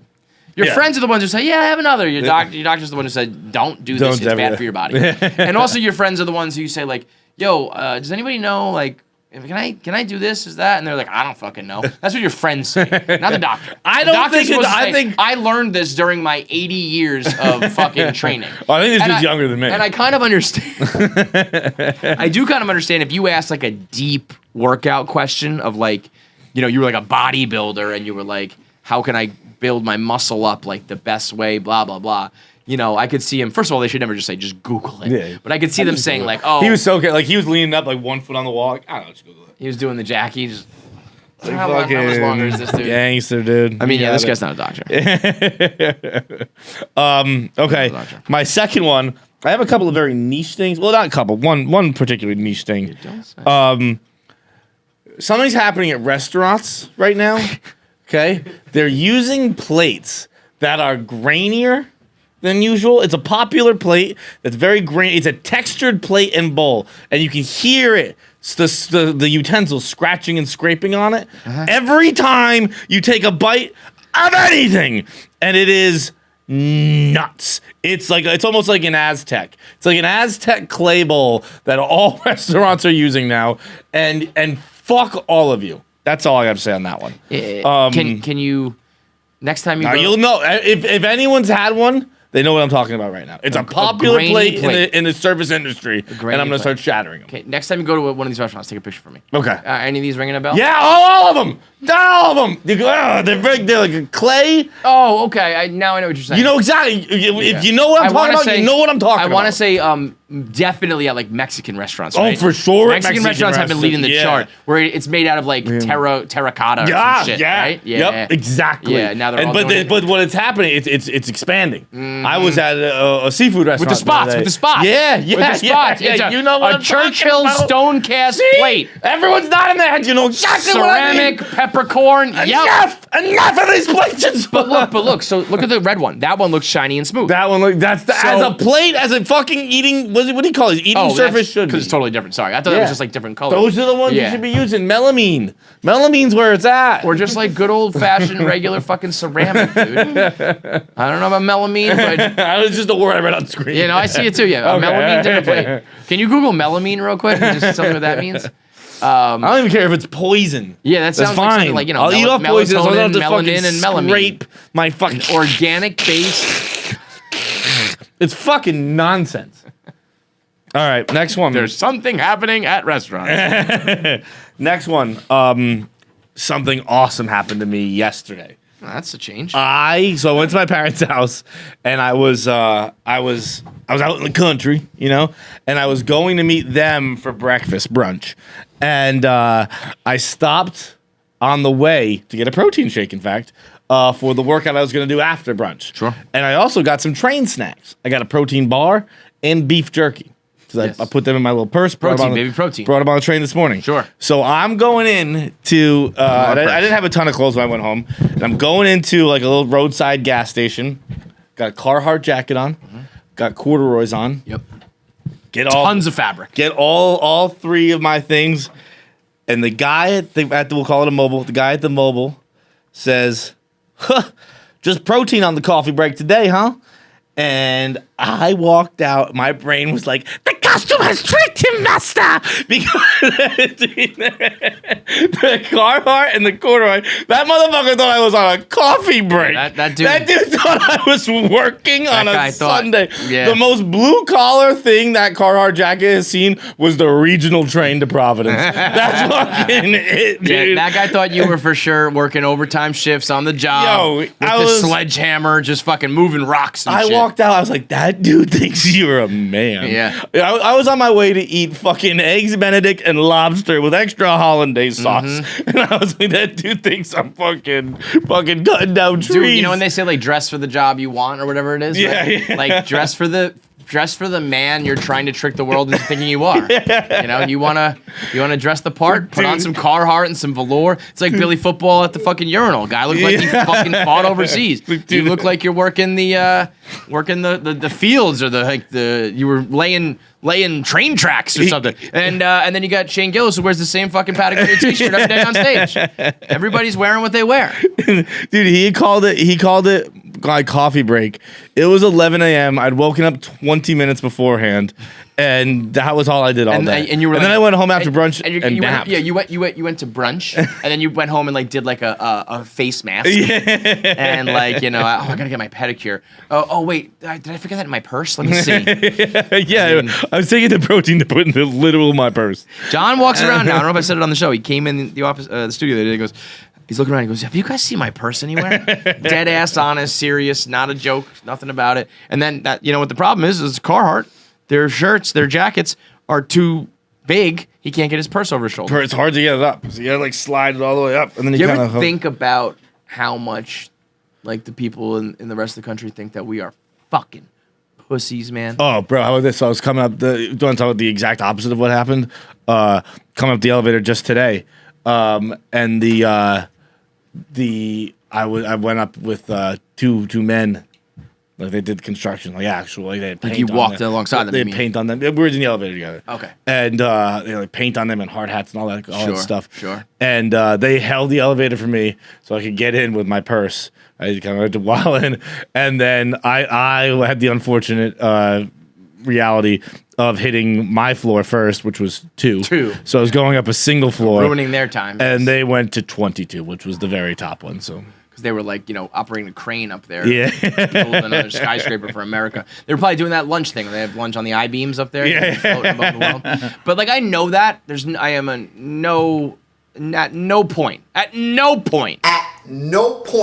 have I ever thought that I was tough or that anybody out there would think I was tough. But then just recently, as I really just started to think through the internet, and it's like when people are in this era of all people arguing on the internet, I tried to really start to understand like who's on the other side of these Twitter accounts, you know? Oh, I'm glad you did this because I guess. I'm just thinking that like if you are a fucking Pittsburgh steel mill worker, you know, like you probably think that I am the biggest fucking queer in the world. There it is, yeah. And I'm like, yeah, this guy, these people, when I was arguing with these Rittenhouse people and shit, like they are just gonna. I can't even comprehend how much of a pussy they think I am. And they're probably not far off. You know, they're probably pretty accurate what they think. It's probably a little bit of a caricature, but we're just so soft compared to them. So a lot of these times when we're like, you know, I've never done that ever. Who would do that? You know, or we put up a poll or whatever. I'm starting to learn that some of these people are like, me, I do that. We're totally fucking different, man. Like and I know I've known that, but I'm starting to really understand just how big the gap is. I'm also getting on the other side. I said I'm back to being, like a racist douchebag. I was a fucking lib cuck Good for a while. spot to be, yeah. I was a lib cuck with the Rittenhouse fans, and now I'm back to being a racist, misogynist, white devil. Hell yeah. Because Good. Hell yeah, rock on, man. Glad I'm chained to this wagon.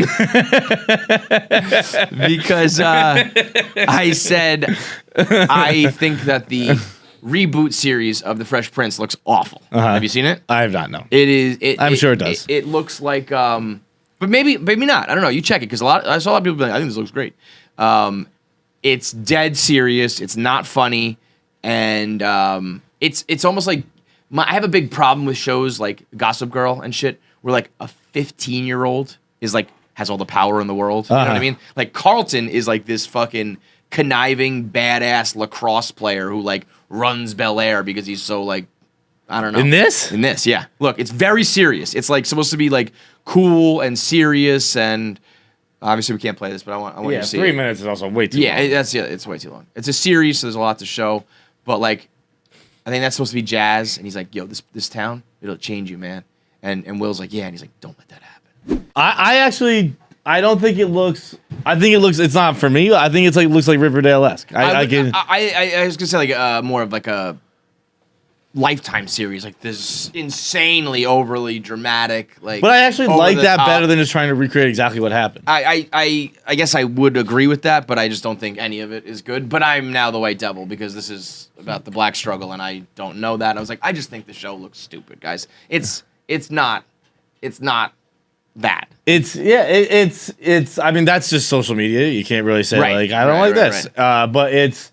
I maybe because you said it looks so bad, I went in a little low bar, but it looks better than I thought it was gonna look. Oh. I mean, I'm not gonna watch it. It's not for me. But I wasn't like turn this off. I was like 2 minutes. I was like, all right, I guess I've watched enough. But I can see that being successful. I don't like those. Like I said, like the when like kids and the Gossip Girls and the any of like the like I know that there is some truth to that world where it's like you're like the affluent teens, but like when you have to remind yourself sometimes, like we're talking about like 15-year-old kids here, like fucking calm down. But also it's just like, yeah, you just took a comedy and I think I should do that more. Yeah, take comedies and make them dark because they actually are dark on their base. I would agree also though if you are gonna do a reboot to try to do something different or like I think Cobra Kai is like a really successful one where it's like it's different because it's like told through like a different lens, but it's still like the general vibe of Karate Kid, you know. I also feel like Will Smith and Uncle Phil did like some beyond comedy shit that was like good. For sure. So it's like trying to do that, not for me. But I'm like I feel back at home like the white bro douchebag again. You talking about trying to see people from the other side. I watched 60 Minutes with my mom last night, and this I forget what the thing is called, but it's like Who Say or something like that. It's called. From like store, I don't know. It's all fucking stupid tech speak. Like every company in the tech world is just a stupid ass name. It sounds dumb until it gets successful, and then it's like it's regular Twitter, And it is about they take two people who have to sign up willingly. And I guess it almost becomes a podcast. It's a recorded conversation between two people from diametrically opposite sides, and they do not talk about politics. They just talk about their lives and hear each other. Blah blah blah. Oh no. Oh no! I didn't hear any of the actual conversations. I fucking hate the idea.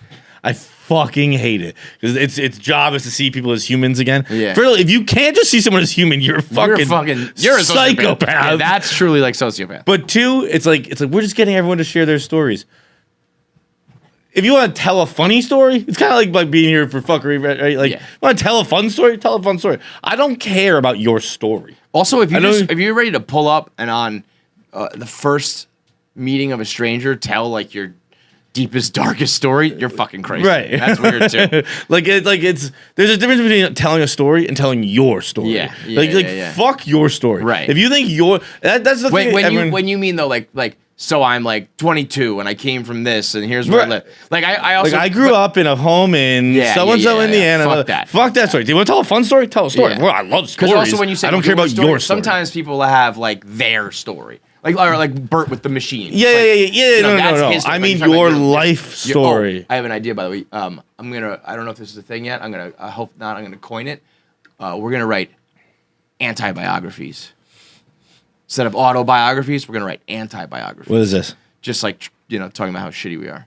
Like we write our own book about like how fucking shitty we are. Like, isn't that not a biography? But it's an anti-biography because it's not, usually, I mean, yes, there have been bad autobiographies, but usually it's like, tell your story about like, what you've done. We're going to write anti-biographies about how much like life sucks and how like, stupid our lives were. And it's like, yeah, you pick this book up, you're going to walk away like less impressed with us. Yeah. Like, you're These are the real things that happen. You're going to read yes, that's almost like, because even when you read a biography of your favorite band or your favorite this, like they're not telling the truth. They're leaving out, unless you have a real dirtbag who's going to really air out all the dirty laundry. So this will be like an anti-biography where it's like, oh, you think you like me?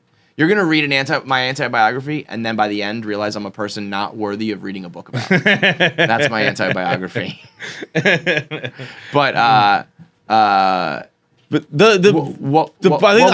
would you do? What? In that situation? What if you were on that show? I would not. What we're talking about. I would wait for someone to start talking, and I would say, "Shut the fuck up." I'd say, "This is the problem with the world right here. Everyone thinks that their story must be told and they must be unique. How about this? You have 2 jobs on this fucking planet. Mind your business and die." That's it. Mind your business and die. That's it. I would be like, that's it. Shut the fuck up. No one cares about your story. No one that's cares. the anti-biography. It's like 400 blank pages, and the last one just says, mind your business and die. That's mind your business and fucking die. That's all you have to do on this planet. It's all all is I was asked of thinking you. about the Mind your internet business, too the other die. day? Because we do this a lot now. When you give an opinion, and then people are doing like the internet backlash, or people are saying, right? Mm-hmm. And we're always like, what? Like 2 people said that, yeah. right? Well, prior to the internet, 1 person giving their opinion, disagreeing with you, was like the story you told. Yeah, but you would say like Tim said this. Yeah, but you would still be say at hot dog lover 555. Yeah, says that's right. Generalizing it for sure. Because but like in the past, if you were like, I was out at a bar and I was like talking about what I think about like fucking Donald Trump or whatever, and this fucking guy like came up to me and started screaming. We disagreed. It would be like the story that you get passionate about and tell. Yeah. And you wouldn't generalize to be like all white men or all whatever hate me, but I think we're almost coming back around the other side where it's like, don't complain about that. Only a couple people said it. Well, before the internet, just 1 person saying shit used to get you. But you wouldn't complain. You'd tell. It's like you tell a story. But you would be like fucking fired up about it and be like, fuck that guy. And but also, like, it's much more point, actual. Like if I don't know. There's a story you made up until you're telling me is a fight in a bar. It's not like disagreement. I think if in the past, prior to even social media, if you were in a social setting, in a classroom, whatever, and 1 person like vehemently disagreed with you, I think you would be like, you would dig your heels in, you would fight your point, you would tell people afterwards, be like, I can't believe you said this, I can't believe you said that. And on the internet, it's like, if it's, unless everybody is saying something, we're almost like, well, whatever. But it's like, you still get all emotional about it, even if it's just like 2 tweets. I think the difference is how easy it is to just be like, type it. Yes. It's like every tweet. Well, that's also why every I say it to my face, bro. By the time someone, if someone really says it to your face, then they really mean it or whatever. You know what I mean? But it is funny that like again, like old school, new school type shit. Just 1 person disagreeing with you would get you fired up. So even with 10 tweets, it's like imagine if like 10 people were in a room being like, "You're wrong, you're wrong, you're wrong." You'd be like, "Fuck this, fuck all you guys, I'm being attacked." Unless there were 300 being like, "He's right." Yeah. The internet though, I do have one thing to say about people, and this is just we're just gonna move on really fast about this.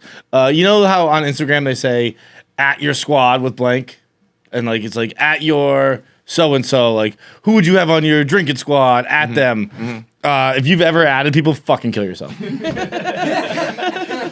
That's all I got on that one. Even worse than that, I've always said is if you in the comments. Worse than that is at like, your fucking gang when fucking die. When they say your third at you're trapped. Yeah. I'd be like, well, I guess it's me and at KFC Barstool. We're in it for the long haul, bro. Oh, we're playing hypothetical Twitter now. Fuck you. I'm gonna save the other one, but this is one that I was gonna talk about because it actually me and my mom argued about this for 3 days this weekend, and it really kind of came to a head, but it came in like very much into light with Bob Saget's death. Is we were arguing about what's better to be, nice versus kind. all weekend. We're just like at each other's throats about what's better, nice versus kind. I think I'm gonna need. Well, everyone's probably So- got their own so it's the definitions, but I definition, think I'm gonna yeah. end up saying kind. I Let's think- talk through it. What do you think is nice versus kind? So I think that nice is what I am. I am not. I'm very polite. I don't honk outside your house like an animal. But like I'm nice. I'm nice to you. But I think kind has genuine care in it, which I lack. However, I think I'm the opposite. Yeah. I think. Like I was explaining, I was Continue. using it like with like we were talking about I was like I use my friend Brez as an example. And No, I was saying I'm agreeing with you, but I think I'm the opposite person. But keep going. But like I was like I don't like I hope like now that we're talking about it, I hope Pat's having a good night. But I'm not like regularly being like I wonder how so and so's doing. I think that's what a kind person does. So all right, look at this chart. This is just some internet thing. I don't know if you don't have to believe it, but this says kind is someone who speaks up. Nice is someone who stays quiet. This is give me a little more science than this, Pavs. But no, let's look at it. Let's look at it. Yeah, leave it up. Go back. No, back to it. Yeah. No. Oh, this is the exact article my mom had up actually. Okay. 'Cause I remember the elephant up top, holding the umbrella. So then even better. So this is according to the article on what was the website? Crump's World. Crump's Corner. Okay, they say How the kind fuck did person my mom find that? speaks up, nice person stays It's from quiet. 2019. Kind person is healing, a nice person is toxic. Kind tells the truth, nice lies to keep the peace. Kind moves forward with care, nice holds back. I'm just going to say, takes courage, lacks courage. Is more concerned for others than self, is more concerned for himself than others. Desires to be helpful, desires to be liked. Is compassionate based, prevents success, leads to success and fear. All right, this is just all wrong. I mean, if you, like it makes a nice person sound like an asshole. like you're a fucking spineless evil villain. Look at that. You are a complicit, toxic, lying, lazy, bro. On what spineless, planet? selfish, keep going back down. Self-absorbed failure. That's everything that they described as nice. On what fucking planet would anyone ever define nice like that? Yeah, that's insane. That's not what my thing would be. Nice, I think, is you are it's like when people say nice guys finish last. Like you're probably like a pushover. You could be nice to someone by like, but just for the sake of like keeping it. Yeah. You know, which is a lot of what I like just like surface. Like I think of nice is surface level. Yeah. And kind is actually more engaging or whatever.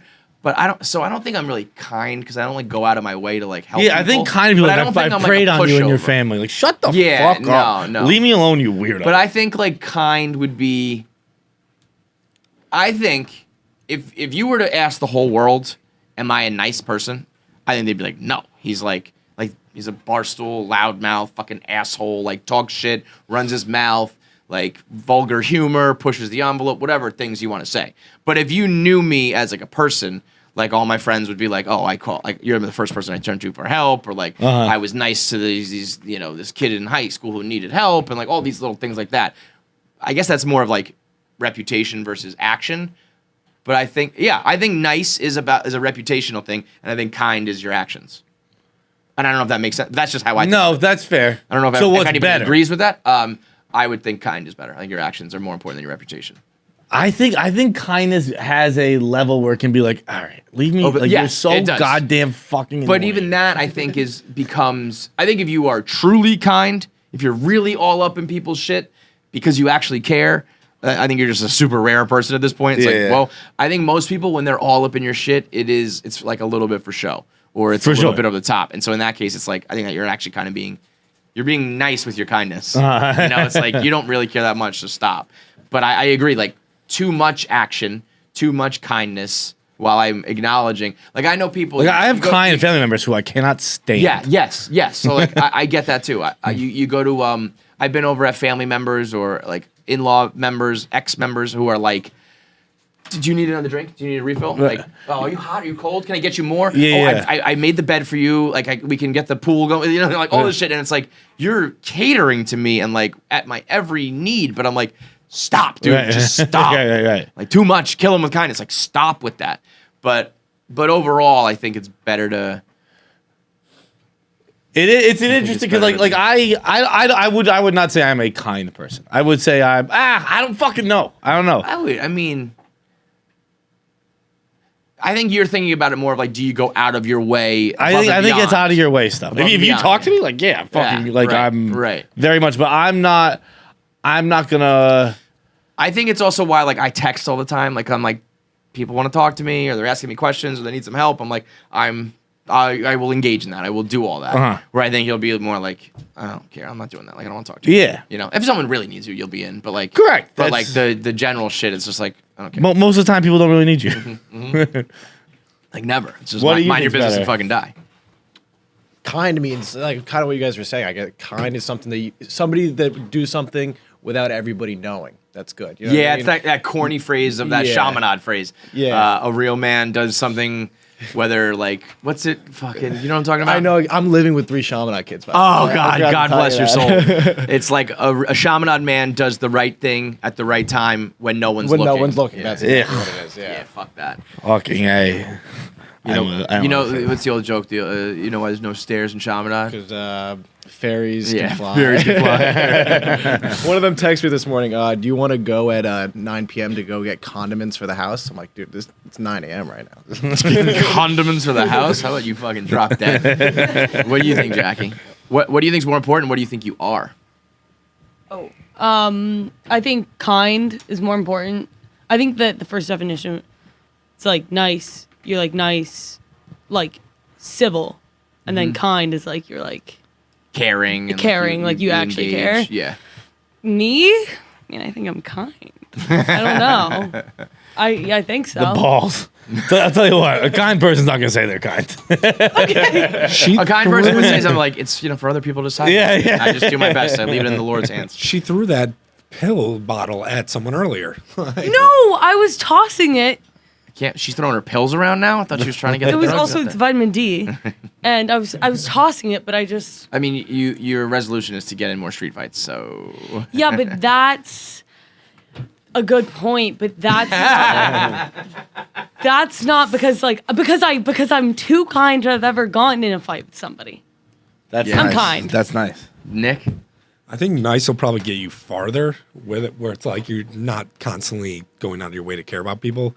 But I agree with that. I think. No, wait. No, I think because I think like nice guys finish last is a real thing. I think that like the guy who I think if you're at work and you're kind of like a sucker, you do end up like you don't get that promotion, you don't get respect, and I think in dating and shit, like girls do like get turned off by you being too nice to them.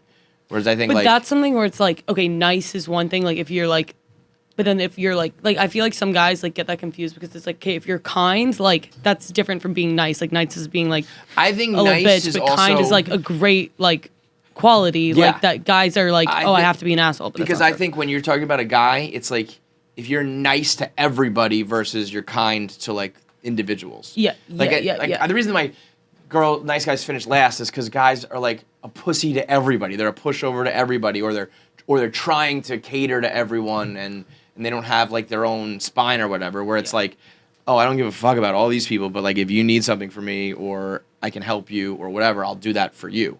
Yeah. So it's like your reputation with others versus your reputation individually. What about you? Yeah. That's what I feel like. Nice is almost like you're just you can kind of just be like fake about it. Like kind of like you're going to go help someone, and then like nice, it's like almost like, do you really think or like want to do that or whatever? Yeah. Like I feel like that could be. It's almost like you have to do it. Yeah. But see, so maybe I'm coming around that I'm kind and not nice then. Because I like if you're like text me just be like, how's the day? I don't fucking care, man. Yeah. But if you actually need something, I will be like I'm For there. sure. So I think that's back to the actions reputation thing. If you are for real, call me. I'm in 100%. But if you just want to be like, how was your day? Yeah, I think I think you're kind. I also think that if you describe somebody as nice, that's like surface level, and like that's not really a good thing. Yeah, But if you say describe you're somebody such as a kind kind person. then that's Yeah. good. Yeah. It also depends on what you look for from a kind person. Like I'm thinking of like being there for someone. I'll be there for you, but it will be in a much different capacity than someone So like, my kindness is different. My kindness won't be like I don't think you describe when you're going to bury a body with someone. I don't think he's so kind. It's but- like there's loyalty and like ride or die and like I'm there when like you are like your darkest moment, I'll help you. But like, I don't think people are like, oh, he's so kind when he like had my back in that street fight. No, you know I mean like even like if you're very sad, like I'll come over, I will help you, but like I won't be like. That's what it is. Cuddling in a whole it's like, macro. I'll be fucking You'll like give me the banana I'll and be the making cigarette. jokes. Yeah. I'll be like I'll be like lightening the mood, not like not like it'll be okay. Because guess what? It probably won't be okay. You know what I think? So I'm not gonna fucking tell you that shit. I think a lot of it. Your life's a liar. I think a lot of it comes down to almost sense of humor in a weird way. Yeah. Like I think if like because that again, if someone said is he a nice guy, you'd be like, no, he like makes fun of fucking every group there is under the sun. But it's like, but I'll do that while like you're crying on my shoulder or something. You know what I mean? Yeah. But our first instinct is to mock and make fun of, and I'm not gonna like be. Well, I'm not gonna be a pussy about it, but I'll give you a fucking cigarette while you cry, and we'll talk about it. And yeah, I also think that there's a truth to like lying about being nice is just kind of like it'll be okay. Yeah. He loves you. I'll treat you like a child. He's like whatever. Yeah, right. It's like. A kind one will be like, like I think you should get that divorce or break up with that person or whatever, but like I'll be here to help you through it. I think kind is the better of the two. Kind is the better too, but also the more vulnerable to annoying. Vulnerable to annoying? What does that mean? Like you can be more. You can be more annoying. Like, by no one's being gonna kind. be like that nice guy's Overly. annoying. That kind person can be annoying. Yeah, I agree. Would you rather be kind or hot? Jackie, I saw that face. I think I'd rather be hot. I think I'd rather be hot. Yeah. If I could change things. You know what that is? It's like ask that question, and if your answer is hot, then you're just nice. You're not kind. You're automatically like if you put hotness above that, you lose all kindness. But no, I mean, let's be hot. Jackie, you ready to go, girl? Yeah. It's time for what I would describe as definitely the most important jacked up of your long storied career. Which sucks that I didn't watch this. Yeah. Week. This was the So here we go. Dumb. Week 18, jacked up from a football analyst who did not watch this weekend, and what ended up being the most complicated, complex, intriguing, interesting, dramatic, entertaining final week of the season ever. It's brought to you by Blue Nile. Now, I'm surprised. Have you gotten any proposals on any guys in the DMs proposing to marry you, Jackie? I actually have. Yeah? Yeah. Any of them backing it up with a ring? Some. What? TV. Not you. Oh. No. No ring. See, no ring. That's because those a bunch of fucking nice guys who aren't kind, who aren't really gonna do it. When they want to get serious, they'll show up and be like, "Hey, Jackie, I want to marry you. I bought you an engagement ring from Blue Nile."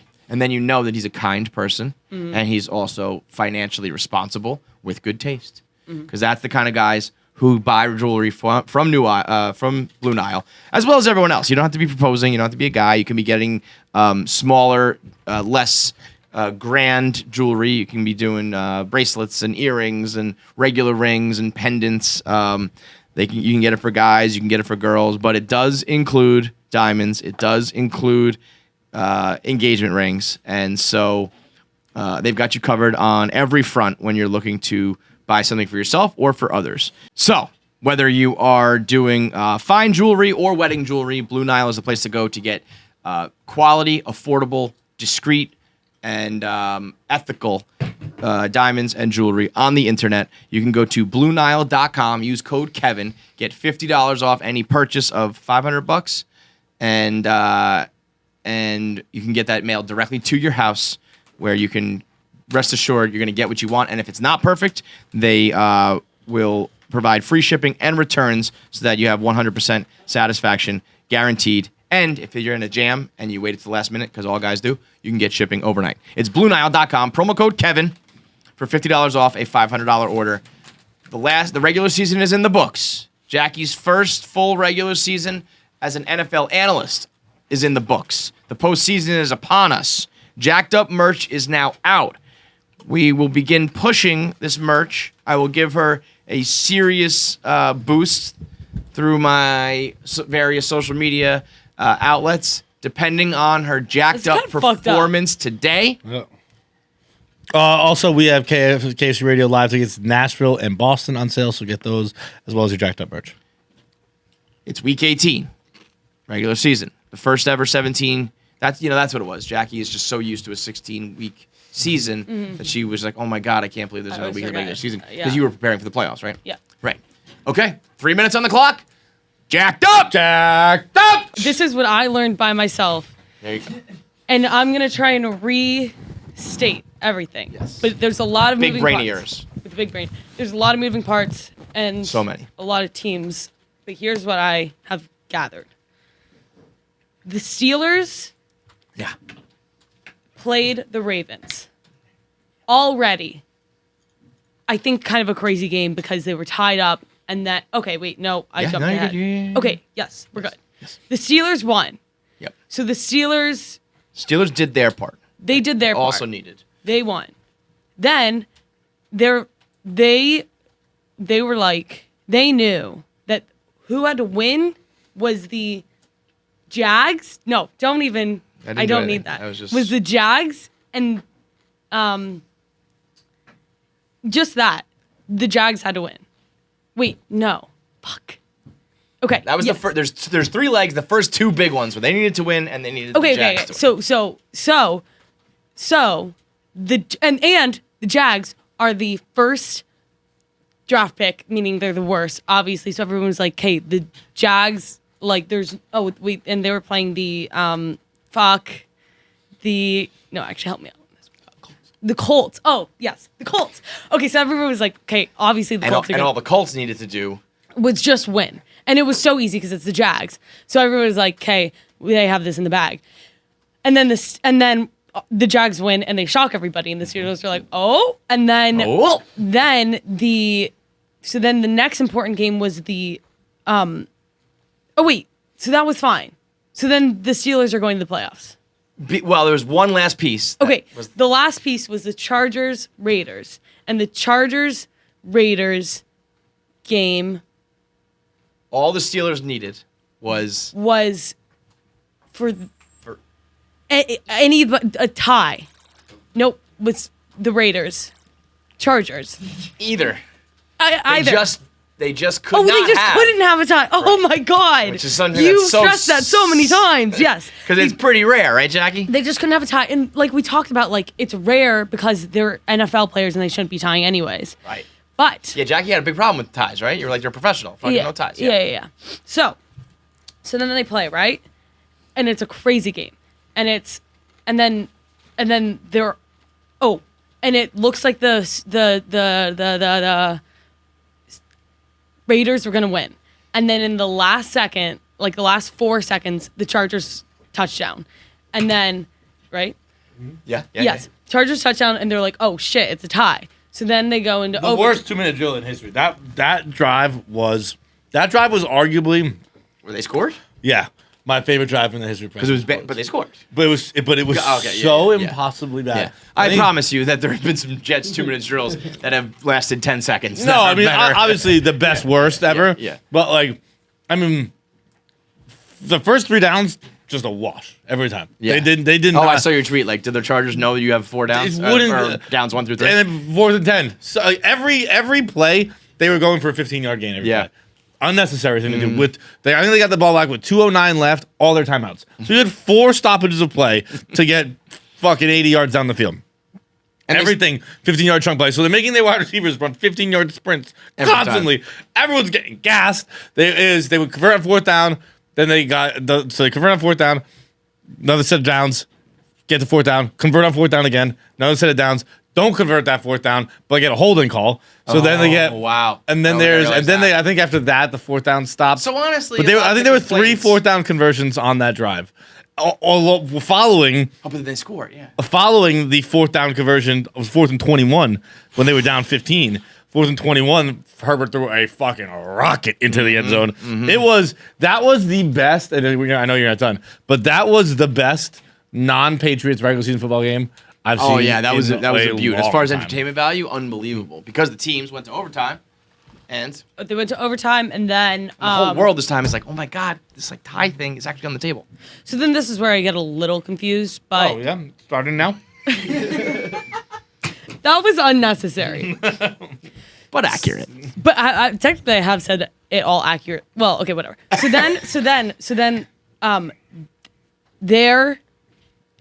there's a field kick, a field goal potentially going to be kicked by the Charger. Why are you hopping? Because I'm just loving how you're trying to get through this. It's very funny. They're I'm like willing you to the finish line. They're within field goal. They're within field goal. The Chargers. Nope. The Raiders. And so they're about to kick it, and their kicker's great. Well, they're thinking about kicking it, but like, remember, there's just like this wild thing that could potentially, maybe, probably happen. This wild thing that could potentially maybe happen, which is that they kick it, and then the Chargers get it, and then the Chargers take it down to the other side of the field, and they score. Or they just kick the field goal, and then they win. Or they just tie. They take a knee. They take a knee. Oh, so then. Sorry, is this annoying? No. Okay. Well, I mean, the whole series is annoying. That's the point. Okay, yeah, okay. So then, this must be so painful for people who understand football to get through. It's amazing. So then, the Raiders. So at this point, they're like, oh my god, I skipped. The whole point of this is like they're kind of like they were both gonna tie. And, like, they both kind of had this agreement, but then they were like, hey, we can't actually we'll actually, like, play the game because, like, that's kind of, like, fuck to just, like, tie, like, whatever. Because, like, so then they both, like, are going at it, and then just actually happens to be a tie. And then, so then they're, like, getting down to, like, the end, and then they're, like, already tied up. And so they're like, okay, this is so easy for us. Like, we both get to the playoffs if we tie. That was... Then they're, like, kind of in agreement, like, okay, we're just gonna tie this thing, and then the Chargers call a timeout, and then the timeout, the Raiders were kind of like, that was kind of fucking weird. So then they go, so then they're okay, like maybe we'll just go for it, and then because then they were worried that small thing that whatever was gonna happen, I guess. So then they decide to kick it. And then they make it. And then the Raiders won, and the Chargers were like, what? And that's all I know. So then they're out, and the Raiders. So who's in? Raiders. And? Steelers. Yes. And who's out? Colts. And? Chargers. There you go. Yeah. So you painted 2 games. So we got, 10 others to go. So what else? What else happened this week? No, I know. There was other big moments, I'm sure, but that was the big one. That was Jets wild. Lost, I mean, that 49ers won. Pats play the Bengals? No, Pats play the Bills Saturday night. Oh fuck! Yeah. I saw Coley tweeting because this was so many moving pieces. I saw Coley be like, "The Bengals are gonna whoop our asses," but you're gonna definitely beat the Bills because you just I don't know, it doesn't matter. I mean, Saturday night in Buffalo, the Highmark Stadium is gonna be rocking. Like Mac Jones stinks, but. It's going to be a tough game. It's going to be a weather game.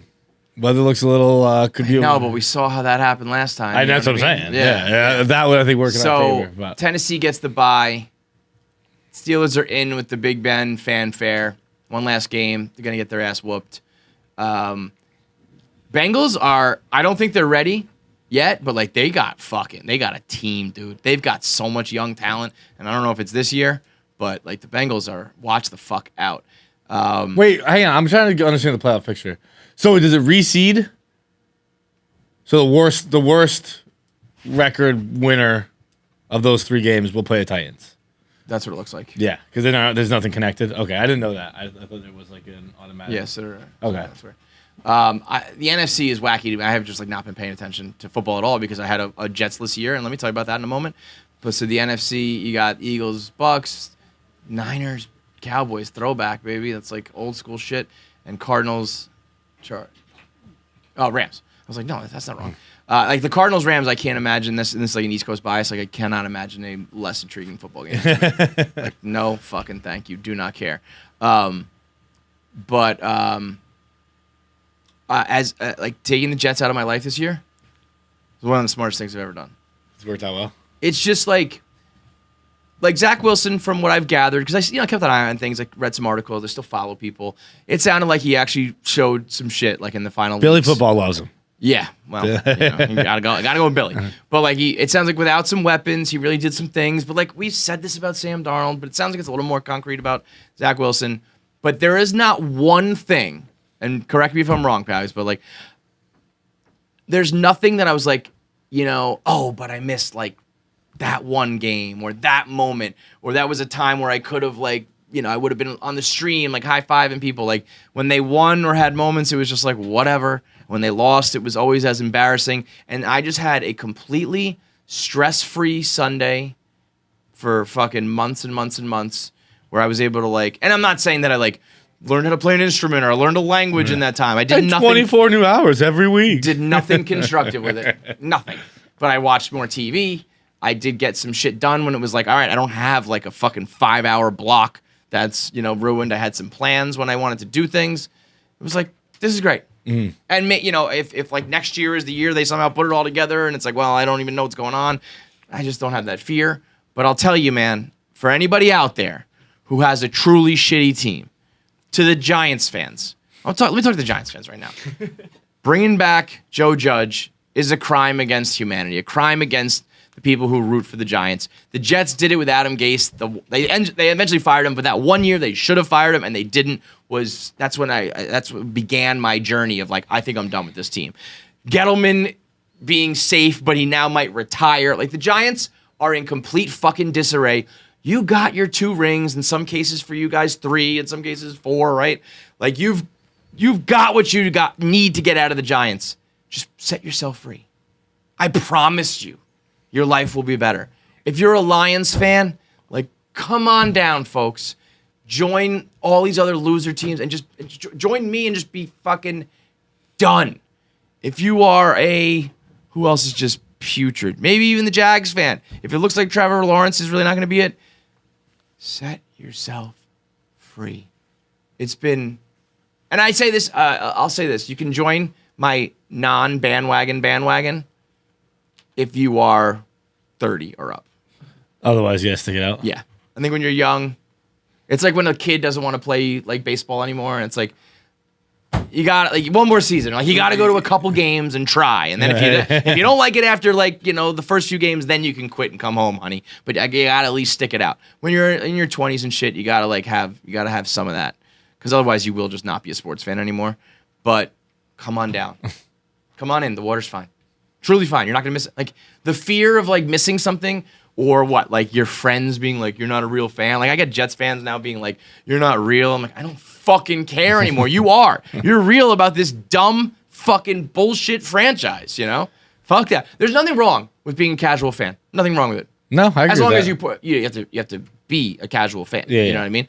Like if you portray yourself as something other than that, you're an asshole. Mm-hmm. I got, the Bing Bong thing drove Knicks, like the diehard Knicks fans crazy. And I was like, I used to be a diehard fan. I am now a casual Knicks fan who wrote and did like a New York blog and podcast, and I provided merchandise for one of the teams here. What is the problem? They said a cool thing that reached from diehard to casual. So casual. That's where I jumped in. And I made a bunch of fucking shirts for people to wear to games and out there. But like, I am a casual fan. That's fine. I think there's nothing wrong with that. And you can be a bandwagon fan. You can be a bandwagon fan. You can be a casual fan. You can be a diehard fan. All that's fine as long as you admit to who you are. But Jackie, wonderful first regular season. You now got to do the postseason. How long is the postseason? 4 weeks. Till like middle of February, like another month. I think I'm like, I just think I'm like too smart for it now, and I know too much. Well, there's something that people are not going to want to hear. You're too smart for this. I just think it's like. As someone who just watched it, I don't know if I can agree with that. Like, now I'm just at the point where I'm just like any other like football analyst. Oh, and, right. Like, You're just white noise. It's like now I'm just another. Well, maybe I challenge you to come. You know what? I'll tell you what. Your best Jacqed Ups are when you come with an idea like tickling everybody. 100%. Or putting the ring around the quarterback and running around with the ring of protection. That happens all the time. You guys acted like that was so dumb and like that. The ring around the quarterback? The ring around the quarterback. Yeah, no, we didn't act like it was dumb. We said it was a great idea. That's why it's been used in football the whole time. Yeah, I mean, there's something called the pocket, but like, when you come with ideas. I'm talking about them holding hands. Like they're not like. That doesn't happen ever. Yeah, I know, that but doesn't happen. Huh? Yeah, I agree. That that's the thing she said. It's more useful without it. That would definitely slow them down. The ring around. Yeah, the whatever. The hands, yeah. Holding hands around. Well, it's not about the way they do it. The blocking thing, that one works pretty well. Yeah. No, because it's not about like being fast. It's just about having like a tight circle that nobody can get through. Well, sometimes what about more of like a line? No, that's like what you. I'm not. That's what they do. I get that. I'm saying. Yes. You guys don't get it. I do get it. I do get it. No, it's but fine. my point being, when you come with those ideas, those are your best jacked up. So I challenge you for the postseason to come up with some original Jackie thoughts. Okay. And it was good enough that I will promote your Jacked Up merch. Thank you. Congratulations. Buy Jacked Up merch. We've got hoodies and T-shirts with the pink and white Jacked Up logo. Really, it's a feminist wave. Really. Yeah. If you are a football fan, if you are a female football fan, and you want to see more female analysts, take a look every fucking Sunday. Look at CBS on NFL. Look at Fox on NFL. What is it? Panel of 4, 6, 8 men. Hardly ever any girls. You get maybe one female hosting. You get maybe one sideline reporter. Perhaps someone in the booth. But nobody who has their own show, solo female out here recapping football for all the guys and girls. Jackie is like Susan B. Anthony. Rosie the Riveter. You are a fucking trailblazing hero for the feminists of this generation. So if you're into any of that, buy the Jacked Up merch. Did you see that the basketball chick fall? No. The chick, the reporter, you didn't see? I actually saw her say she's okay, but I didn't see the fall. Oh my god, itself. you gotta watch this. And especially knowing that she's okay, it is so awesome. I don't know how or why this even happened, but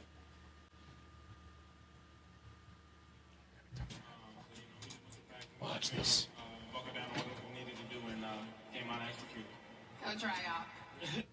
No, we need the noise. Oh! Put it back. We need the sound.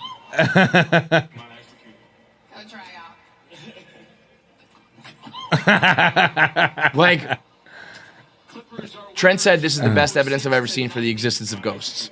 Like, what happened? She said the floor was wet, is what her tweet said. But you're standing stationary to just be like legs up, you know? I'm guessing Jackie, she took people said like one that step. high heels on the hardwood is just not a good combo. It's not a good combo. Yeah, when you're on the court wearing the. Yeah, whenever I'm doing my report. I saw Halle Berry in Catwoman play basketball with high heels pretty well. No problem. So. That scene is fucking insane. One of the worst movies of all time. 125 scene, cuts in 2 minutes. That scene is probably that's up there for the worst scene in the history of movies. Classic, So an absolute classic. But this but is I mean, she bit it. Like if she hit her face, dude, she would be fucked. We're talking losing teeth, breaking jaws, breaking noses. She went down, dog. I have a message for the NBA, and it's that I've thought this for a while, and this is a pretty good time to say it, I think.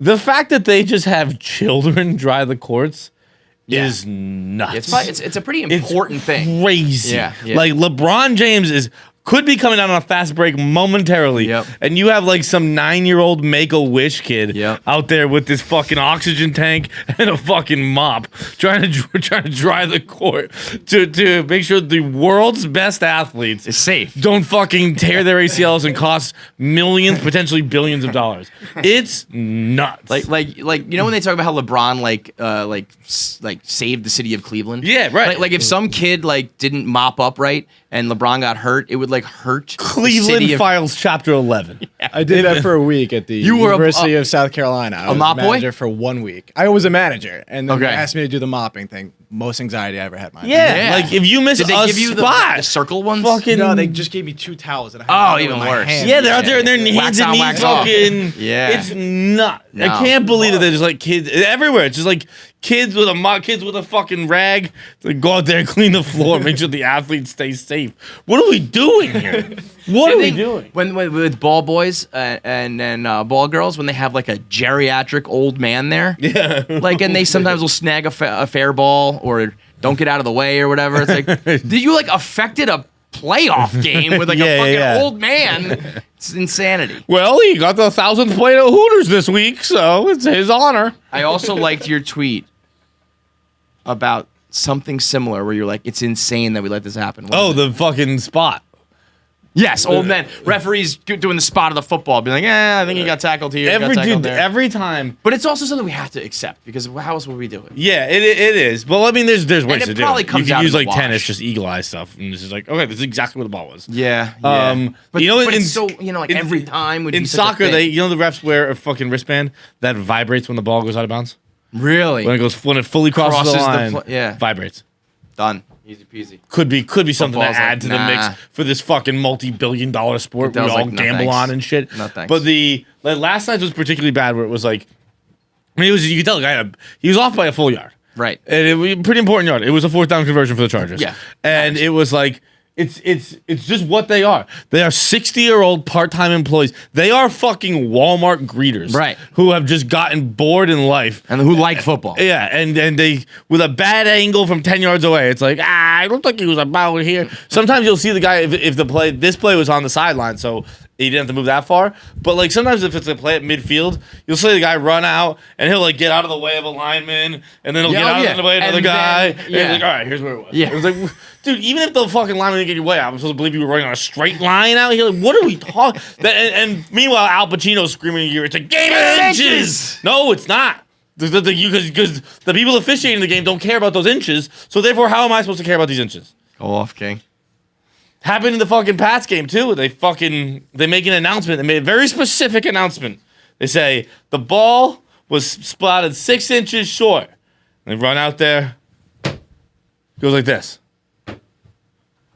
Good. Yeah. Like, what are you talking about? You didn't move the ball. And then it wasn't. I do love when they bring up He did not. They did not award it the first time. They added just 6 inches more forward. But I do also love the fucking rope. A chain. A chain. Like that can't be fucking digitized somehow. Or grabbing chain links. That's the other thing. Oh, you want to keep going? I've got a lot of problems with the NFL. When they always remind you. They love to remind you. The yellow line, yellow line. Why? Yeah, why not make it fucking official? Here it is. There are 2 fucking posts on the football field. Draw an accurate line. Right. Make it official. I think there was one time like last year where it really was not official. But like every other time in the history of the fucking game, it's been just official. make it official. Yeah. Make it official. Just do it. Just do your jobs. Do it right. All right, we're already 2 hours in. I thank the chicken heads who listen because I've seen the numbers and like the retention rate. Like a lot of people listen to like all 4 hours of our podcast, and a lot of people listen to 2.5 hours. Like people commit to our shows because I listen to a lot of other shows now where it's like they do 60 minutes and they bounce, and I don't think I could do that if I wanted to. It's not even like oh man, I wish this show's gonna be 12 hours. Yeah, like I we got shit to talk about, man. It's been days and days and days, you know. And I blame Bob Saget for this. It's really Bob Saget's fault. His last act of comedy. Any other day, we start the show and probably do a full 3 hours on what happened this weekend in the Barstool world. But Bob comes in, he gets takes the top spot. But if it wasn't for that. The conversation we would be having about a gentleman named Barstool Cheif and Ozzie Guillén. I mean, I could talk about this for 15 hours. This picture, if you don't know, Chicago boys opened up a new bar this weekend, Barstool River North. No hats, no jerseys, no long sleeve tees, no XXL tees, no Timberlands. No Timberlands. I mean don't even get me. Do not get me started on that. That was one of the worst. That was the worst. That was the worst. But yes, it is our first brick and mortar bar, Barstool River North in Chicago, and they had their grand opening this weekend. And Ozzie came through. Ozzie Guillén, ex-manager of the White Sox. He's been on the MLB analyst train for a little while. He's been down with the Barstool, the Chicago guys and the Dog Walk boys for a while now. So he comes to the party, the grand opening. And at some point in the night, around midnight, I believe that the post was, right? Yeah, I was late. I think I was the first reply to it. Yeah, which is so fucking funny. We'll get to it in a second. 12:31 a.m. Cheif posts a tweet, which I think he was trying to also. The whole tweet's convoluted. I think he was joking that people were congratulating him for the bar, and he's like, I didn't really open this bar. Like, right? I think this is what he's going for. I would guess so. Like, Barstool opened this bar. Everyone's congratulating Chief and Eddie and Carl and the guys. Chief's a pretty normal dude. Whatever. He wasn't. Yeah. He wasn't doing anything other than just like sending out a tweet. It was pretty basic.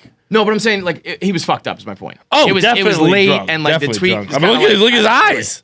Yeah, and so dude, he's greasy, he's sweaty, he's hot, he is smiling like a schoolgirl, and he is ear to ear, cheek to cheek. Look at Ozzie Guillén with his hand right over Ozzie's. Look like he's heart. checking Ozzie's pulse. It looks much like an engagement. Is his heart rating as fast as mine is? Yeah. Because I am fucking boned up over here. Dude, it is such an engagement photo. So I saw it the next morning, and in my head I was like, did Chief fuck Ozzie? and then I scrolled down even more, and you hit the nail on the head. Engagement pic, bro. Photo pic as hell. I was at my parents' house, sitting in front of the fire, alone by myself. 12:30, 1:30, I think it might have been because I think it's Chicago time, whatever it was. And I let out an audible, "What?" Yeah, that made my dog pop up. Like, what? Chief, take a ridiculous picture. It is a jarring photograph. It is a. I swear to God, I'm not joking. It's a "where were you when" moment. I think I will remember for the rest of my life, like when I saw it in my bed the morning after, and the fun that ensued with it is the quintessential photo engagement photo. I mean, the post engagement. Like I post proposal. Let's give it. Look at that! I didn't even know. I didn't even think about the face until afterwards. I was so focused on the hand, dude. He is ear to ear with Ozzie Guillén. Engaged. The photoshops where they flip it and they put the ring on him. Chief got a manicure before Barstool River North opened. He's got great nails. That's the other thing that was so funny. His a girl really knows usually when the photos come in or the man like tells you like, hey, you should go get your ring your nails done so it looks pretty. I mean, he looked perfectly manicured, hand over the chest. That is how every girl displays the ring while not being like, yo, look at my rock. Chief was like, I'm popping by the nail salon, leaving my hat at home because I am getting engaged at River North today. I mean, and also, let's be fair to Chief here about one thing. Looking jacked. Looking real jacked. It's not a bad photo if you weren't like caressing and snuggling with an ex-MLB manager. Other than that, the hair looks good. The arms look big. His nails look so good. They for real look like. Chief, you got a manicure? I think you got a manicure. I mean, look at them. They are perfectly shaped. Some fucking pink ass nails, baby. Not a hangnail on them. Like yo, straight up. I could get a hand job from Chief and be like, that's a girl. Like I could get that. I would look at that paw and be like, that's a pretty hand. Dude, I'm not gonna lie, Chief. Your nails are adorable. And what's so funny is Ozzie, Ozzie's tweeting it and playing along with it and everything. In the moment, he probably had to be like, "What the fuck was that?" This dude grabbing my tit. Ozzie walked out of there. I was like, I got sexually assaulted at Barstool Sports. I don't even want to know. Can you see the other hand? Is that the other is the other hand on the ass? Like, well, I don't know what's. The other hand's probably reaching around. Here's my one attempt. Because Chief said he had other pictures. And he was like, I wish I posted this one. I don't think I've ever been fucked up enough that I've just like blindly been like, this picture in my photo. Sure. Yeah, I don't think, I mean, that one's kind of funny. Look at these cheese. That one's a more normal, like, we're night out having a good time. That's also a picture. You see that, up, and you go, oh, they're drunk. Yeah. But you don't go, they're drunk. They might fuck tonight? They get a kiss. Jackie's loving it. What was I gonna say? What's weird too is he's a Cubs fan, and Ozzie, that'd be like me snuggling with Joe Girardi, fucking kissing Brian Cashman. Guillén, I feel like I can't speak. He's more like Chicago now. I get it, but it is a little bit funny. Here's my thought: What if? Stand up. Let me see if this works. Let me see if like my theory even is plausible. Let's say Zack's taking a picture of us, right? You look tall today. Zack's taking a picture. Thanks. Let's say that we've just like dapped up, right?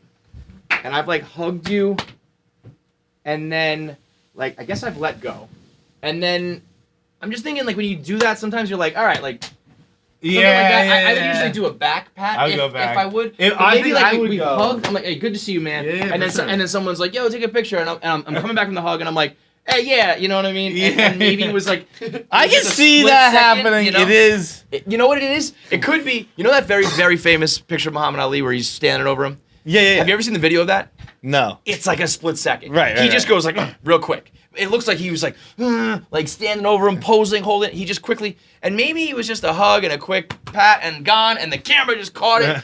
Nick said we need the live photo. If there's a live photo of it, maybe we can explain this somehow. As with most live photos, you probably end up seeing Ozzie's dick. A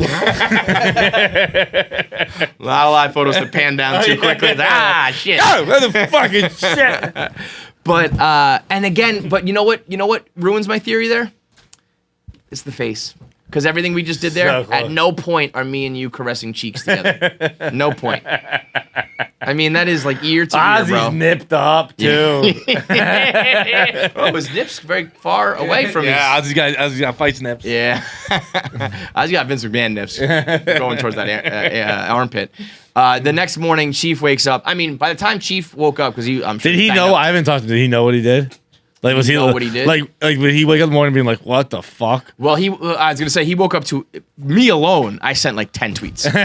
Early morning Twitter crew. I was like, "Look at this! Look at this!" I'm retweeting all the photoshops. I think, by the way, and maybe you can help me do this. I want to set a date. I want to set a wedding date, and we're gonna have a online wedding for when the day happens. We'll do more photoshops. I'm gonna have Ozzie and Cheif get married. We'll send out. Yeah, we'll make some invitations like this. We'll pick a date, and what are they saying? September 5th. Sure. Okay, that's it. Shout out to whoever made this. The official wedding date, save the dates now, we'll send them out. Cheif and Ozzie are on Saturday, September 5th, 2022. And we'll have more they should, if they're smart, they should do this. But,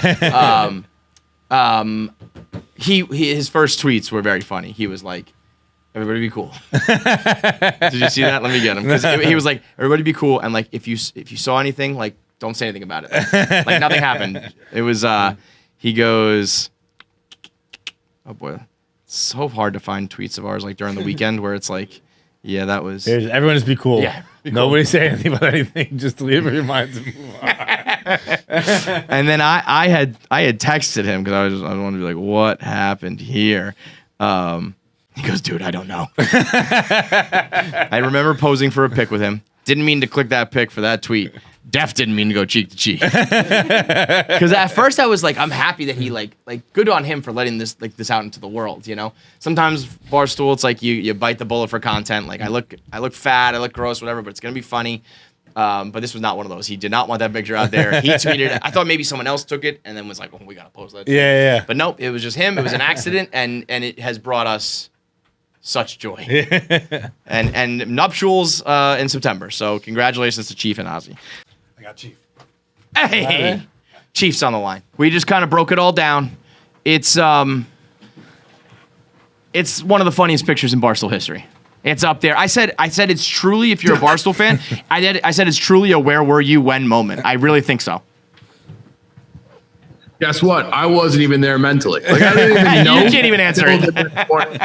like Feits, like your tweet got like a ton of action. I had no idea. I saw it the next. I was wondering if at any point there was enough activity that you were like, let me see what's going on. Oh my God, what have I posted? You just posted that and then went back to partying, went home, went to bed, never looked at it again? Yeah, I didn't notice it until this point. So you know, we were having a few, right? I had been drinking pretty heavily. It was open bar. It was a great event. I was having a great time. And I took like a very normal looking selfie with Ozzie, like just hold the phone up, right angle, no chin issues whatsoever. And then my girlfriend was there and she's like, oh, let me take it. I'm like, oh, sure. And like, we know Ozzie like decently well. Like he's come to the office several times. And when he comes, he hangs out for like legitimately 4 hours. Like we have to. So like, it looks like a pose. It was really a candid. Like I hit him on the chest and then, you know, I get, hey, like look over here for the camera. And I have this thing I do. Everybody thinks I'm short on the internet. I'm not short. I'm fat. And it's because I lean in like this to cover up my double chin. Got it. So I lean in and I go cheek to cheek with Ozzie and the hand placement from the slap. And it was a perfect storm. And when I was too drunk, I was going through. I wanted to post the other picture, the normal one, which I posted later, and it was like, well, you clicked the wrong one, you fucking idiot. And like it was by the time I noticed, like 12 hours later. It was obviously way too by late. then you must have had so many fucking tweets and notifications and shit. Like, did you wake up to oh no, like were there text messages where people like clowning you, or you didn't know until you reopened Twitter for the first time?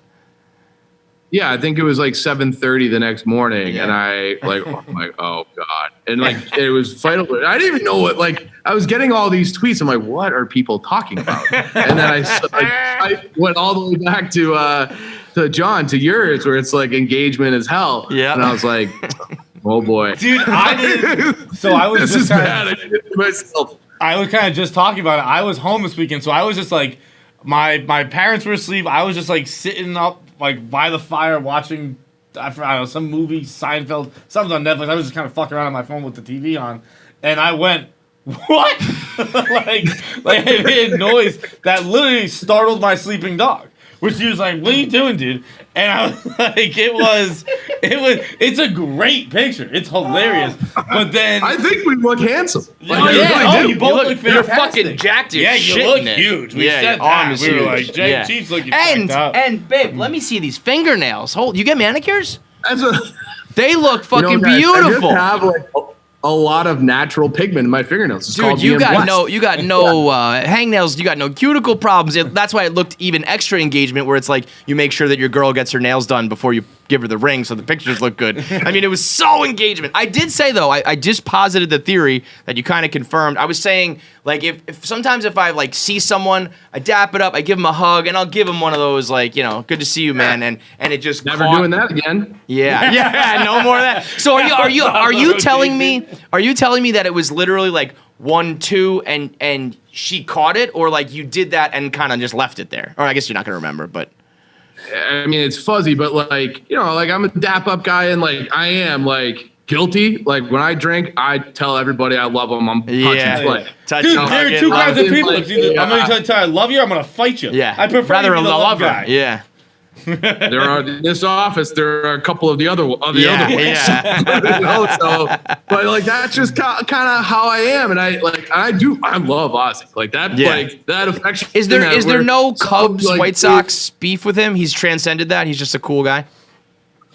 I never all of that beef is really more so on the White Sox side because it's like an inferiority complex. So like I never had like any ill will towards Ozzie at all. Right, right. And he's still in the media. Like he still does the post shows. Like I don't watch a lot of White Sox baseball, but I'll tune in to the post game show because he's just like electric. And if they had especially when they have a bad day, because he just rips them. He's the only guy in town that really kind of tells it like it is, and he does it, and he's hilarious. So I love Ozzie.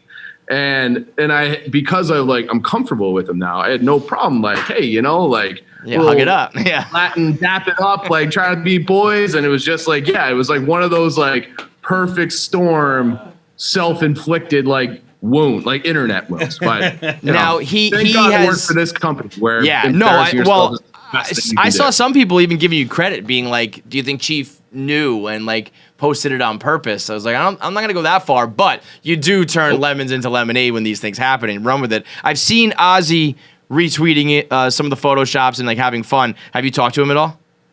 Do you guys like? No, I talked to his son a little bit, but not really. But his Photoshop, I would say the top two were Joey Langone's and then Ozzie's. Ozzie's put us at medieval times. You guys have medieval times up there? Yeah. What? Just for fun? Is there a backstory? He just was like, "Fuck it, we're going to medieval times." That's a joke. It is like a very Chicago thing. Like it's in the suburbs. Like I don't know why he chose medieval times, but I saw him like, that's great. I love medieval times. So I had the idea for this, and then someone went ahead and just did it. They made an invitation and set the date of September 5th, 2022, and I think you guys should have a fake internet wedding. I'm there. Is it a Saturday? Yeah, Saturday, September 5th. I guess that would be like Labor Day. We'll figure out a date. I think you guys should have a fake wedding. Maybe either on the internet or maybe just go back to the bar and have a little get together. Like you should rent a tux. We'll play out in the first third. Yeah, like there you go. The first 30. With some fucking burrata. Eat the burrata, play shout early, and fucking go. Yep. All right, man. I mean, it's. I don't want to get recency bias here, but man, I think that's gonna hold up. I think that is a fucking legendary Barstool photo. The cheeks is so funny too. You're ear to ear with those sweaty drunk guys. It's amazing. Oh, and it's like I was like sober enough to know I still have to lean in for pictures, but not sober enough to be like, don't tweet that picture, man. Dangerous place to be.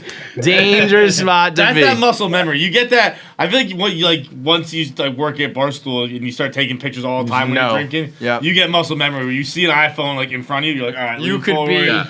You stick the tongue to your roof of your mouth, get rid of that double chin. I don't think I know that trick. Oh yeah, because you flex so it doesn't like get baggy. Am I doing it now? Well, don't do it with your teeth. Just push to the roof of your mouth and you get a little. I honestly I don't notice a difference when I do it, but I've heard all the time that it's what you got to do. I've looked in the mirror. I've worked on. This isn't the first time this has come up, and I've definitely not seen it really matter, but I still do it every time. Yeah, I get. You straighten up. You do that. You could be blind drunk in your body. Just you do it and then get it. You gotta hit the angles. Sox Dave always gives me shit for the lean in, and I'm like, buddy, I'm doing it for you, so you don't look so short. Well, congratulations on the engagement. Great stuff, man. Thank you. I'm going on Out and About tomorrow. There you go. So, made it to gay Reddit. Now I got to do that podcast. So it's not exactly how I want to do the Barstool car wash. Like finally do something that's like sort of viral, and it's like the most embarrassing thing ever. Whatever, man. Ride the wave, dude. Yeah. All right, later. See you, boys. Top fives today are brought to you by Cuts Clothing. In honor of our man Bob Saget, we're going to do top 5 television dads. It's brought to you by Cuts Clothing. If you don't want to walk around looking like a dad, you don't want to be a TV dad, Danny Tanner, with your polo and your button up, tucked into your pants and looking all lame, get some Cuts Clothing. Cuts Clothing is the work attire, the male attire for the new world we live in, where office wear and business casual is out. You want to be a buffoon walking around in like a cube monkey outfit. You want to dress sleek, casual, and cool while you make your billions, whether you're trading or into tech or into fashion or into entertainment, whatever it is. Cuts Clothing has the t-shirts, the crew cuts, the crew necks, the hoodies, all the clothing in the proper way. You can get all the different cuts of it, whether it's a crew neck or a V-neck. You can get it, the longer tees, the split hem, the scoop cut, everything that's kind of... what they do is they take a perfect classic shirt that will always be in style, whether it's like the black t-shirt, the white t-shirt, navy, tan, all that. You can always bank on that.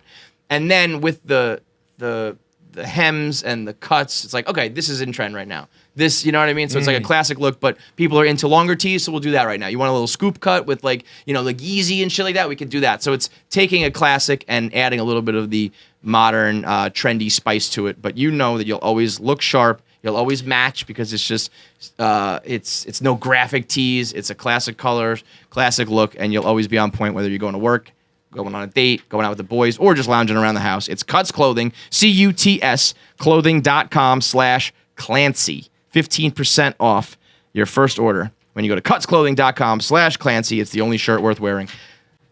Number 1 pick, Bob Saget. Rest in peace. And I know people will think that that's catering or pandering or whatever, but it's really not, for my generation at least. Other generations might have a different pick. But Bob Saget, people are going to say that that's like pandering. It's really not. For people from our generation. If you were older, you might have a different dad. But people my age, and probably the biggest demo of this podcast, like we said, if you were born around then, it's Danny Tanner, into America's Funniest Home Videos, into How I Met Your Mother, onto Entourage, Half Baked, the comedy, then does Barstool, the tour. I mean, it's Danny Tanner. It's Bob Saget. He's the one. Harry Morgan. Harry Morgan's my number 1. I mean, he gave his son a code. Bro, if you realize your kid is a murdering psychopath, and you just teach him to kill bad people, pretty good dad. Who'd you Google? It's just some random guy named Harry Morgan. Dexter. Dexter's dad. It is Dexter. Like that voice he had too. Like, no, it's gotta follow the code, Dexter. It's and wait a minute. Like if yes, everything you just said, but also, it's what he picked him up in a puddle of blood in a fucking container block. Yeah. Like because it's not. Is it his real son? No, it's not. No. Yeah, so it's an adopted son. The that he adopted found psychopath in a puddle of blood. Realized was a psychopath, obviously because of watching his mother get fucking sliced to pieces with a chainsaw. With a chainsaw, and then rather than saying, you know what, this one goes to the system, he said, "I'll just train you to kill animals and bad things and bad people, and we're good to go." If we're gonna be find loopholes in the show Dexter, I don't think a baby would have much trauma. I don't know. They say that it can. Yeah. I don't know about enough where like you would. But you don't have memories. How do you have trauma? I guess you kind of do. Like you don't have memories, but like your body and your brain and. I tend to agree with you, but they say that like from day one you can influence them, and it's really something as jarring as that. Like I think you just throw them in a fucking room for like 3 years. They're good, yeah. Why? To give him a bath, dry the blood off, and we're good to go. He's fine. He'll be all good. Great choice. I'm gonna go like kind of loophole here. It's like I'm picking Uncle Phil. Fuck! But not for his fatherhood towards Carlton and not who I thought. Okay, never mind. And it's not about Carlton and Ashley and Hillary. It's about what he became Will's father figure. Even though he's Uncle Phil and he's Will's uncle, he took him in and gave him the father figure he needed. And so it's more like Father Will than Uncle Will. But man, that's Uncle Phil. Uncle Phil. Yeah. And because, the other side of things, Will's actual dad, what a bag of shit that fucking guy is. When he goes on the road and doesn't take him anymore, fucking awful. And honestly, in real life, too, that's the famous scene where he really was breaking down and Phil Avery like hugs Will Smith and was like, that's how you fucking act. Really? Yeah, he whispered in his ear like, that's some fucking acting, kid. Because they went over it and he like was training him and it was like this big deal. And he said while they were hugging, he was like, "That's some fucking acting, kid." That's pretty cool. Yeah, it was an awesome moment. So who'd you get who do you think it's gonna be? Then? Phil Dunphy. Oh. You mean what? Clive Bigsby? Yeah, yeah. I love Phil Dunphy, man. Phil Dunphy has a legitimate shot at the number one dad. At the number one dad? Yeah, Bro, absolutely. If you think 100%. about like the 100%. fucking like just the goofy stuff, but also when he turns on dad. Like he's a great dad who like loves his family, devoted to his family, all that shit. But he is when he does like the one thing when she's dating Jason Mantzoukas, the Gene guy, yes, right? Yeah. And he's like he comes out of the elevator. I like tear up, bro. Yeah. And he's like, no, that's my little girl. Yeah, I'm going to get, and she's in the other elevator. I was like, this is fucking. Kill him, Phil! Kill him! Also, not to forget when he was giving back shots to fucking Julie Bowen. That was unbelievable. That scene. The sheet over them, her head out. I think that'd be the first time that like, doggy style was done on like broadcast 247. television. Yeah, unbelievable moment. I'm gonna go with. I mean, one of the worst dads ever, really, to be honest. There's some ones that you love, but are pretty bad dads when you think about it. I'm gonna go with what I was about to go with is not because I know you're not gonna pick that. What I was just gonna say, but so now I'm not gonna say it. I'm gonna try. Fuck! I knew you were gonna see me. You're like invisible. I don't think you're gonna pick this either, but I'm gonna go with Al Bundy. Okay, yeah. Al Bundy, just a bag of shit, dad. Just a horrible. I never saw it. I wasn't like not allowed to watch Married with Children, but that's just not like. Yeah, no, it was a little bit like edgier. I can see some parents. It was. I was young. I think. Like I don't yeah. even really remember like. I'm not picking him at all for his fathering abilities. It's just he's an awesome dude. He's just. You know what is so fucking unbelievable about Married with Children? It's the reverse trope.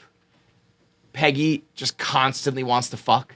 And Al Bundy's like, no, I just want to relax on the couch. And I find that to be so much more of a real trope than the opposite. Yeah. Where it's like the husband wants to get laid and the mom's like, oh, I got a headache or whatever. He's just like, Peggy is just this slutty, like, you want to fuck Al? And he's like, no. Also, he works in a shoe store, and he just like refuses to sell or like help out fat women. It's unbelievable. One of the OG misogynists. Shout out. And you could even say him as a... No! Okay. Proceed. Frank Reynolds. Wow. Frank Reynolds, all you want, like, he's just one of the guys, right? One of the fellas. He's just a buddy. He's just a friend. Right? He was a fucking ATM who's fucking down the clown. He didn't even hit my radar, man. Yeah, Frankie. That's a great Frankie. God, he's the best. Yo, unlimited money and down the clown. That's what you want in a dad. Absolutely. Man, when you think about it like that, that opens up like a lot of... You have to. God, there's so many shows I got to think of now, because this is generally gonna be like sitcoms and shit. But no, I don't have any shows I watched as a child on my list, which I think is a good thing for my dad. Like in my formative years, my dad hole was filled. My dad hole. I wasn't looking at the television for a fucking dad. As I get older, I'm like, that's a sick dad. That's the dad I want to be. And I get to Frank Reynolds pretty quickly. It's one, make sure my psychopath kids are okay. Two, I don't know. I mean, Phil's down to clown too. Phil's down to clown with fucking. No, Phil's your most heartfelt. The rest is gonna just be dirtballs. Because I'll find out while you're still thinking. 4 is Jay Pritchett. Because again, Phil. Who's that? Jay.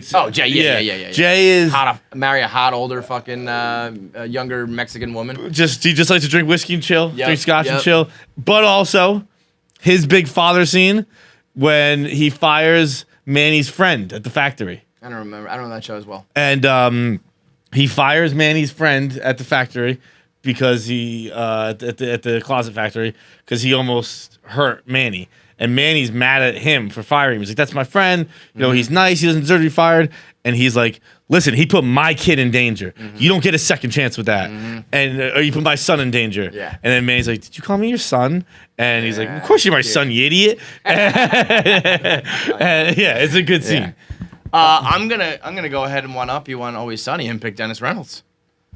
That's right, Father. TV father. For all obvious reasons, we don't need to go through it. But yeah, father, love it. All right. So wait, that was 4th. We're each on 4. Yes, I'm on 5 now. This You're is my on 4. 4, yeah. That was my 4th. Okay. No, because did he just double up? No, you need 4 now. You need 4. Okay, so yeah. we kind of sneaked it there. So I'll go with my next one. Maybe a little bit of a controversial choice here, but I think at the end of the day, he was doing it for the right reasons. Walter White. Yeah, he absolutely was not doing it for the right reasons. Well, originally, he was doing it for the right reasons. Originally, Yeah. At the end of the day, he went down that road to provide for his family, and maybe fucking killed like a dozen people along the way and absolutely ruined that family. But they're going to college for free somehow, some way. Okay, maybe through some like fucking widows and What's going on? You all right? I don't know. What's happening? I don't know. You're like, I just moved weird, and I was like, it's kind of funny, and I just kept doing it. You are a child. Walter White. All right, last one. I did really good on this list. Eric. No. What do you mean no? He's a bad dad. Eric Taylor is not a bad dad. Eric Taylor? You think that his kids ended up good? He's a good coach. I think Fucking Eric Taylor. Julie hated him. Julie didn't hate him. Julie resented him. Julie was a teenage girl for a couple of seasons. He's a bad father and a bad husband. You. Done for the day. I will not have this argument. He begrudgingly gives Tammy Taylor her like shot at the end. Bro, Didn't what are you fucking talking want to. about? For like 50 years, it's all about him. It is. And he finally succums and's like, yeah, we'll go. Dude, we'll go. Tammy runs that household. They are equals, perhaps. No, they are more than equals. Not. Tammy is They in are charge. not. He might be the breadwinner, but Tammy's in charge. Tammy's in charge because she has had to put her entire life on hold for the Dylan fucking Panthers. No, because he respects her. Imagine that. Imagine your entire life You don't get to live out any of your dreams or anything because of these fucking high school kids. She gets a job in season 1. She becomes a guidance counselor like season 1. At the fucking high school. Do you think she wants to be a guidance counselor at some shitty yes, school? Yes, because what you went to school for. That's how you be a guidance counselor. You go to school for guidance counseling. She finally work at this like accredited university after putting her life on hold for fucking... After fucking working her way through the system, Kevin. She had to go guidance counselor. Spit over all of us. Vice spit principal. On you. There's spit on me. That's how you build. It's like fucking coach. It's like coach going for fucking Coach Pee-wee's. Guess what? Then you're assistant coach. Head coach of the high school team, work your way up, offensive coordinator of the college team. Then he failed on that dream with Dylan. That's how you fucking, it's called progressing in a career. Bro, she could have been so much more than a fucking guidance counselor. What are you talking? Guidance counselor's a fucking admirable position, Kevin. No, it is not. You're just saving kids' lives out there every day, turning Tyra around. I know you're just Tyra would be on the ball if it wasn't for fucking Tammy Taylor. As far as a father, he had Julie, who was like, she hoeded up that one season and was a fucking, and was totally miserable. She's a teenage girl. And he respected her sexuality. And then, what's just wanted to make sure they were being safe. Remember when he caught them? When she fell asleep on the couch with Saracen, they came home and said, I'll be being safe. Remember, what was her name, Baby Bell or something like that? Gracie Bell. Gracie Bell, that fucking alien of a baby. One of the other shows in the history of television. It's like, you failed as a dad because you created a creature. I don't know what happened to your DNA, but it was not human. Yeah. Friday Night Lights is a fucking prequel, like Lord of the Rings. Right. That baby came out with hooves and a tail. That thing was growing antlers. That baby was, it's very hard to be like a super ugly baby, but she was fucking gruesome. Look at that fucking kid. Yeah. Look at that middle picture right there. Right? No, like on second row middle. I mean, that looks like Gollum. Look at that. Look at the dome on that baby. Mrs. Coach was that baby looks like Christopher Lloyd. Mrs. Coach is the real fucking star of that show. She put her life on hold for that whole fucking family and those stupid fucking kids. You guys you're nuts. You're nuts. You're gonna be so in the minority on this opinion. It's crazy. I'm gonna be in the there's like I think there's like blue checks who have written that before, Yeah, they can. I'm gonna go back to being a lib cuck queer over this one. I have one more. Yeah. Part of me wanted to go cartoon with it just for fun. The Homers and and Frank Hill. His name Hank Hill. Part of me wanted to go Seinfeld for Mr. Costanza, Frank Costanza. Great one. All time. But I forgot what I was going to say, so hang on. One of the greatest patriarchs in all of families of all time, George Bluth. Just the top of that family. Like you could say it for any of them. You could say it for Michael. You could say it for Job. I think he fathered a kid along the way, right? You could say it, but at the top, George Sr. Yeah. I mean, he's that scene where he's like his wife. You want to apply the Eric Taylor rules to George real quick? Yeah. His wife who gave up her dream. His daughter who's an adult hoe. Her dream. Married to a gay man. Lucille's dream was to fucking sit at home, drink martinis, and be mean to everybody. He gave her dreams. When he goes, a husband and wife cannot be tried for the same crimes. He's like, that's absolutely not true. Fuck. Got the worst fucking lawyers. And I think that's like episode 1. It is one of the funniest scenes ever. Dude, The Lucille, when he converts and becomes Jewish. Oh man, no touching. Lucille's fucking. See her drinking episode, line is my favorite when she's taking pills and drinking, and they're like, Michael says, you can't be drinking while you take those pills. She says, it's got a wink on the bottle, and he looks at it, and it's because it says it causes drowsiness. Yeah, she does the eye winking. He's like, I was like 9, whatever age I was, I don't know, but I was like, that's fucking genius. That wink is so fucking good. All right, so get at us, top 5 TV dads. There's a ton. There's so many good ones. Funny, like actual good dads or funny ones. So tweet at us. Let us know. Voicemail time. Let's do it. Hey, guys. So I was thinking about this last night. Growing up, I had this one friend that, like, I hung out with a lot. And her parents were, like, they had like stupid rules, like stupid strict rules that like my parents just didn't have. Like her bedtime was like 7 o'clock. My bedtime was 8:30, which I was eating dinner at 7 o'clock. She was going to bed. They weren't allowed to like watch certain shows like on Disney or Nickelodeon, like shows made for kids that their parents like deemed inappropriate. Things like that, like weren't allowed to like play like in the woods behind their house, like things you do as a kid that like they just weren't allowed to do. Which is funny because this was also the same friend that I discovered porn with on the internet at like 10 years old. So her parents weren't doing that good of a job. But anyways, my question to you is, what is like something really stupid growing up that like your friends' parents were strict about that like was a buzzkill every time you went to their house? Thanks. Oh man, Honking the horn. You probably you didn't even live, bro. You should. I'm gonna drive you around and just honk the horn. People are gonna wave. People come out of houses. You're gonna get such a thrill out of it. My mom never let me do this. I went to my house was the snack house. My house was the Wild West, man. We had a pool. We had all the soda, all the snacks. We had all the Nintendo video game consoles. We watched all the movies. We did have a bedtime. That was about it. See, otherwise, it's it was actually the Wild funny West you in my say crib. that because like it's not the vibe I get from you or your family.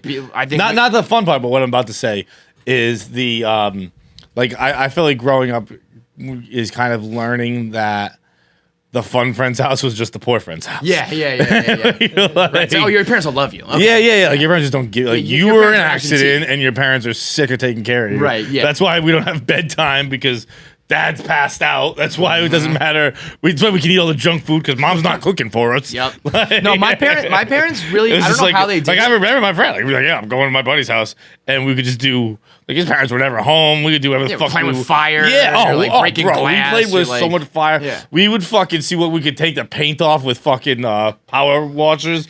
We'd fucking see how big, like we could wear hockey gloves and just fucking put them in front of the power washer, see if it cut through. We just fucking destroyed shit. Yeah, you break we fucking fought with PVC pipe. Just like fucking huge. Whacking each other. Just Yeah. Bro, in because the backyard. because their house was like broken because with, they were doing it. PVC You know what pipe happened? just hitting each other. Here's what happened. Your friend's family was a happy home for a time. The dad decided, like, let's get an extension put on the house. Then all of a sudden he lost his job. He couldn't cash in his stock options or some shit. They end up being poor, so half their house is under construction for the rest of the time. There's PVC pipes and power washers laying around with some torches and nail guns. And you just run around breaking shit because he lost his job, so he's depressed. And he's like passed out taking a fucking nap.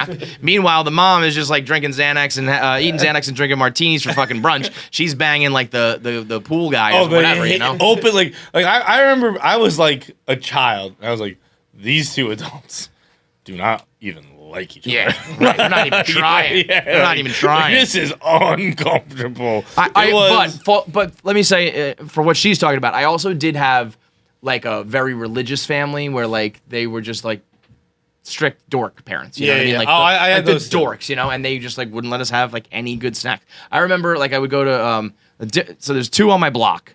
One that was like they were just, you know, they would be like, it's time to play. Like, do you want to do like your activity books with like math problems and shit? It's like, we're gonna go play like in the creek. I'm gonna go get a concussion. I'll be back. Yeah. We're gonna jump out of trees and like land on the ground. But I had no less than 3 concussions like in a week at my friend's house at my fun. We friend's house. were backyard wrestling once on a patio. There was like maybe an inch of snow, and we're choke slamming each other onto a patio like a rock stone patio. Oh, there's snow out there. You'll be fine. I once went to this kid's house, Danny's house, and they were like, it's snack time, and they gave us celery sticks with peanut butter, which is fine like now, but like as a kid, I was like. You ants on a log, make it cute. Fuck that. I fucked the ants on a log. It was like, you know, we're doing cookies and donuts and shit at my house. Let's go. So that the snacks were a big one. No soda was a big one. Like we guzzled soda at my house. Other places would be like, do you want some juice? I was like, fuck no, bitch. Do you want some milk with that? No, I want some cold ass Coca-Cola. Fuck you. But I don't know how my parents did it. I would love to. I hope I can do the same sort of wizardry. They were not strict. And I like didn't take that for granted, so I like didn't fuck around much. Like I didn't do anything real bad, except for the time that we almost killed that guy with a car. But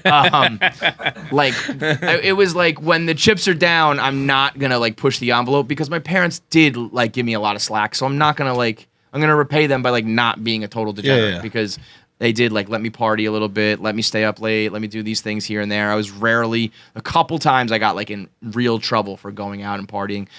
You know what my parents were really good at? And I don't know how to do this balance. Whenever I thought I was fucked, my parents were cool. And they were like, how can I help you fix this or whatever, you know? So whenever I was like, I am so dead, they are gonna, you know, my like life is over. They came through and I was like, oh, wow, like that was awesome. So I'm not gonna do that again. But you can also have kids who just take that for granted, who are like, oh, okay, I'm just gonna keep doing this, you know? Yeah. And I don't know why. I know, maybe I'm just so fucking awesome. I didn't do those things. You're so kind. But it is like, you know, you run the risk of being strict. It's like you keep your daughter locked up in the basement, then she's a fucking whore in college, you know? So you gotta like let her whore when she's in high school. I don't know how this fucking works. I don't know. I didn't have anywhere that had like very strict rules. So like we had that one friend's house that was just lawless. But then like everywhere else was like, I'm just picturing like John shows up and there's someone in the front. You're like, hey John. The dog's like, go ahead, bro. Yeah, I shot guns in the air. Yeah, you had guns. That's where I watched porn for the first time. Like everything happened at that house. Mm-hmm. Fucking yeah. I mean, I'm the man I am today because of that house. It's like I'm gonna go home to my parents who love me.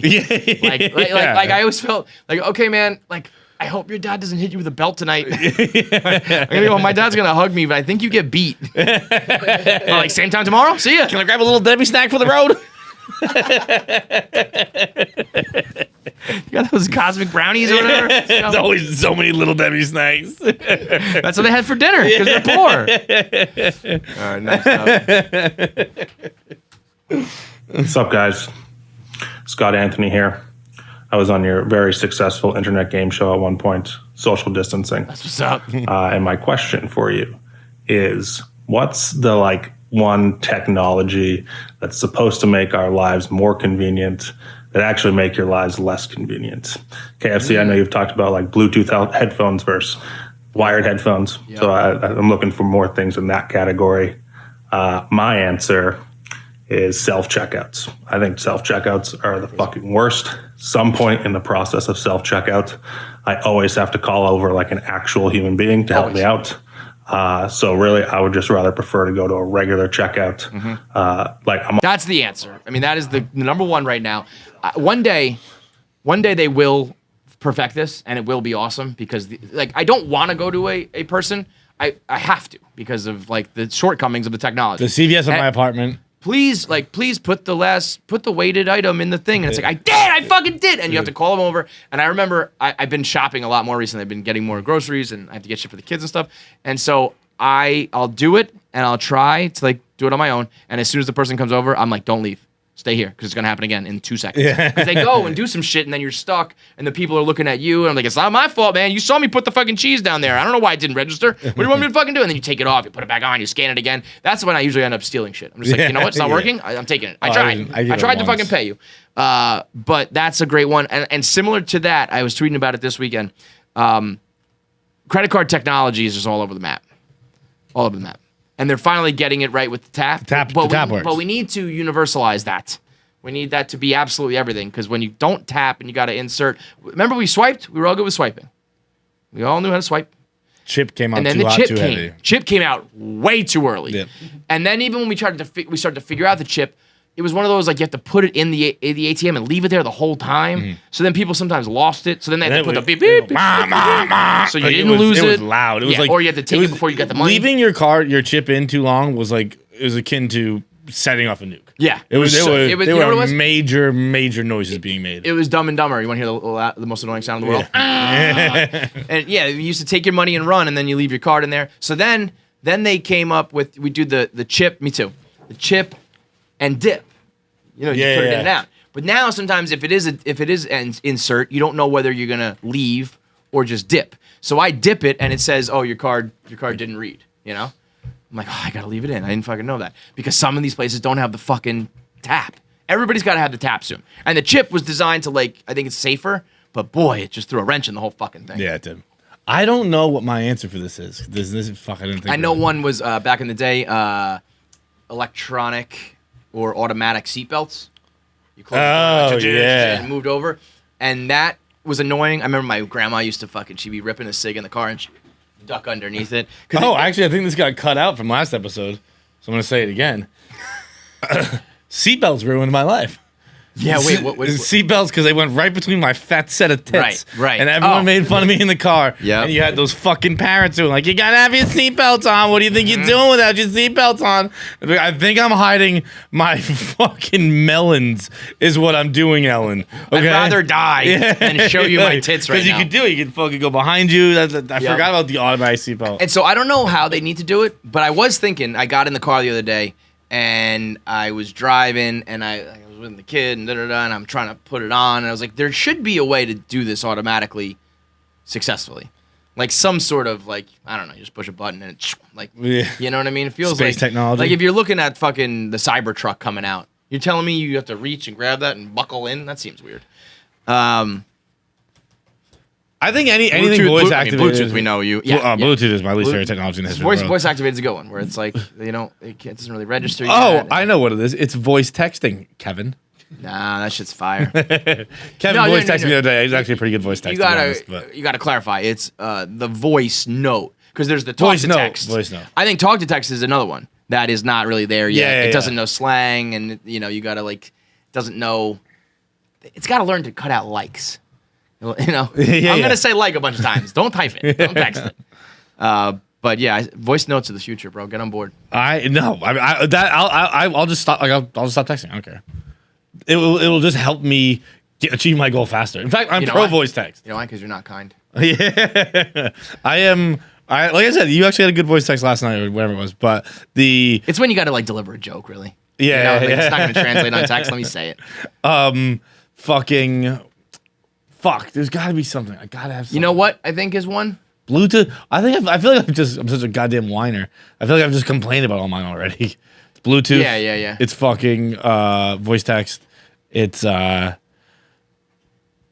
know what is one that I think is not necessarily like designed to make your life easier, and I don't even know if it's here yet, but I think like sex technology is gonna get like out of control. I think we started like a fleshlight and like a doll. And then, like, we just got out of control with it, and like people stopped fucking you. I mean, they're like when we get to virtual reality, where you're gonna like have these things that you're fucking while you're watching. It's like we're not gonna procreate anymore. I really don't think I'm ever gonna be into that. I don't think we are. I think like when you're born into it, I see. It's like you used to jerk off to fucking magazines. We jerked off to like regular porn. They're gonna jerk off to virtual porn. Then the next people are gonna be like, oh, you used to just beat it with your hand. We like fuck these things. Yeah. Why would you not? If you were like 13 and someone was like, this is just how we do it, you would just fuck things. Hand, bro. It's easier with your hand. Well, it's not better, it's easier. Yeah, but easier is better. But they're gonna make some shit that fucking cleans it up. Bro, imagine if you could just leave a load of the doll and it just to come. You gotta get dressed to come? Undressed. Like you gotta fuck that thing. Bro, I fucking got a hole in my pocket now.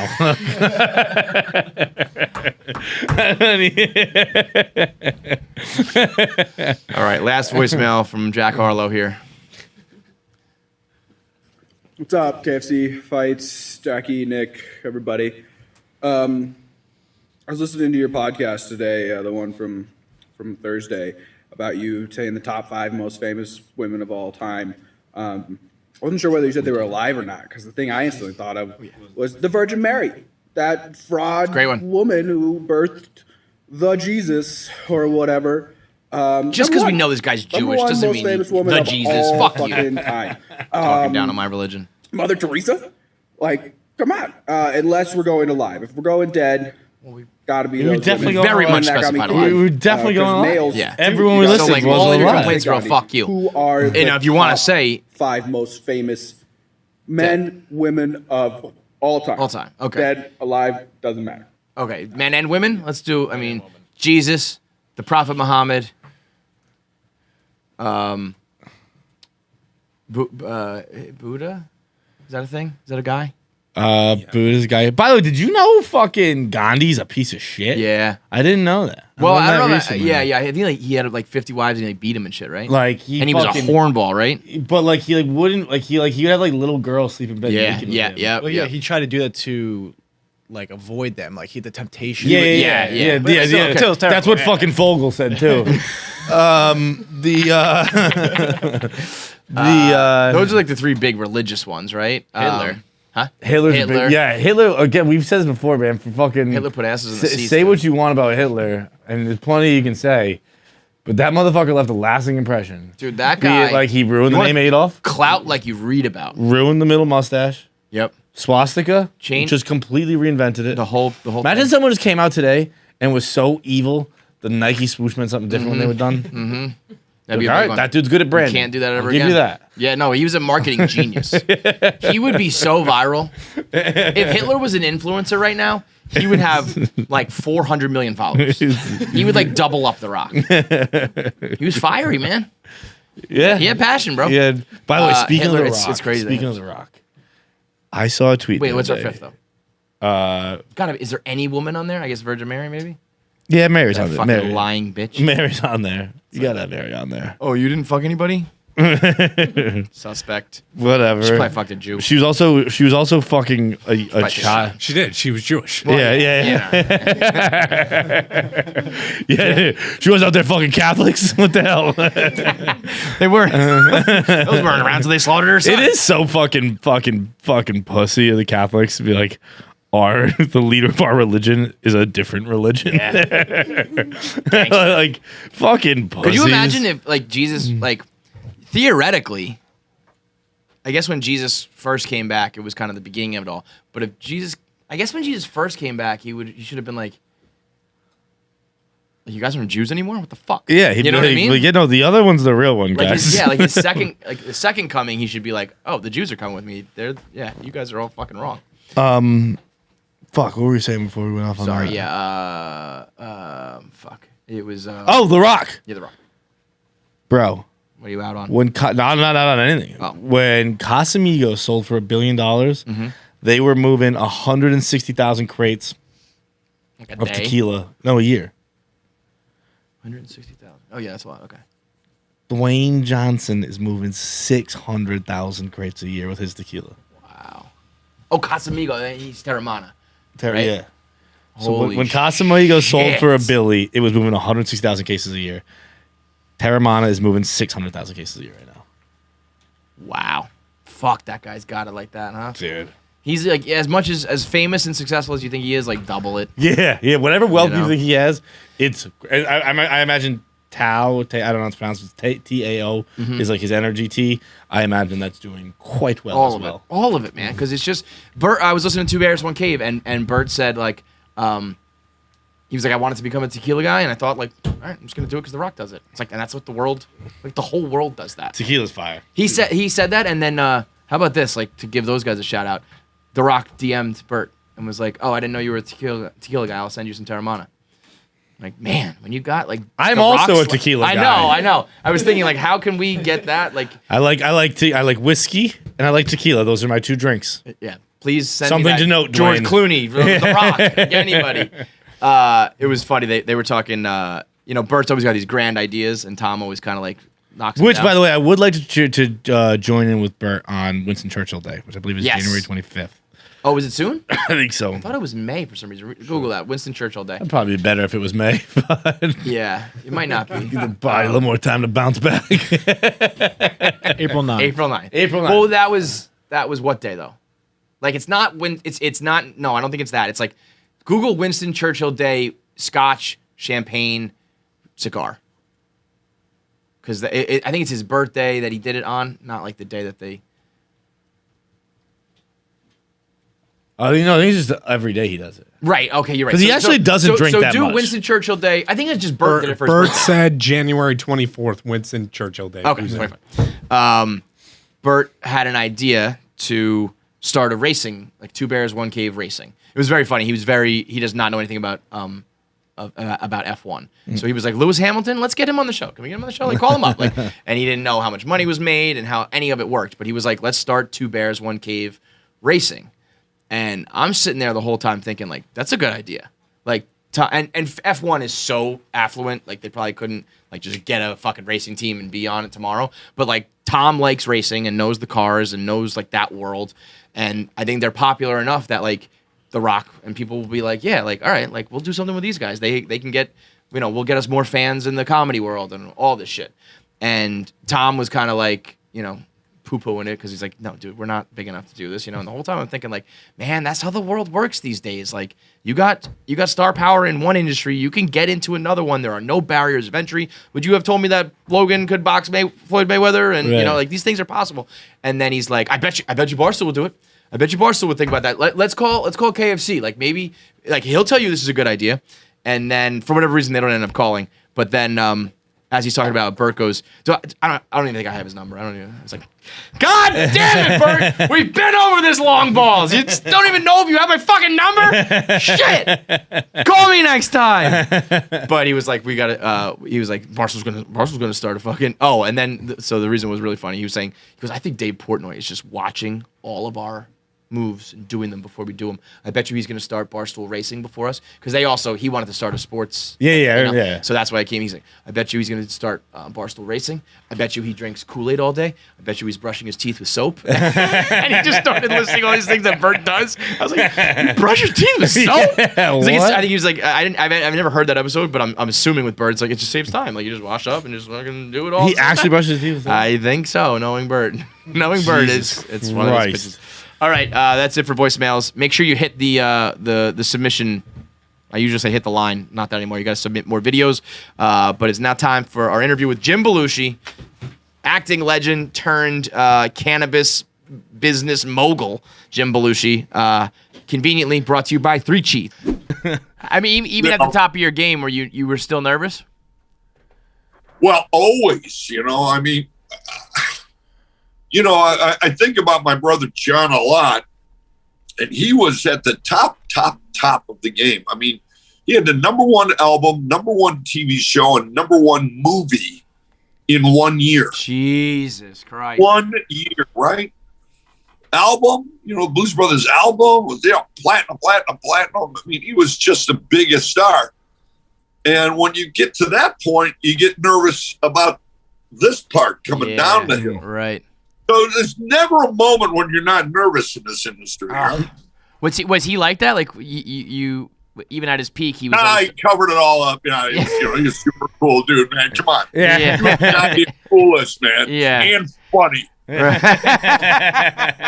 How is that? I mean, what is that like? How were you guys as kids? Like before everything happened, what was the brother relationship like? The family relationship? Well, we're creeping up on 100,000 subscribers. It's all I've ever wanted for like the last decade is to get to 6 figures. So just fucking subscribe. Do it. I'm getting so sick of being the amount. I see all these other people getting 100,000 subscribers and they're getting their plaques and they're not even close to the level of KFC Radio. They're not Barstool people. They're just like, they just get 100,000 people somehow and we can't. It's embarrassing. It's embarrassing for me. It's embarrassing for him. It's embarrassing for you. So click the fucking button. And even if you don't use YouTube, you just have a Gmail account. You just sign in and fucking click subscribe.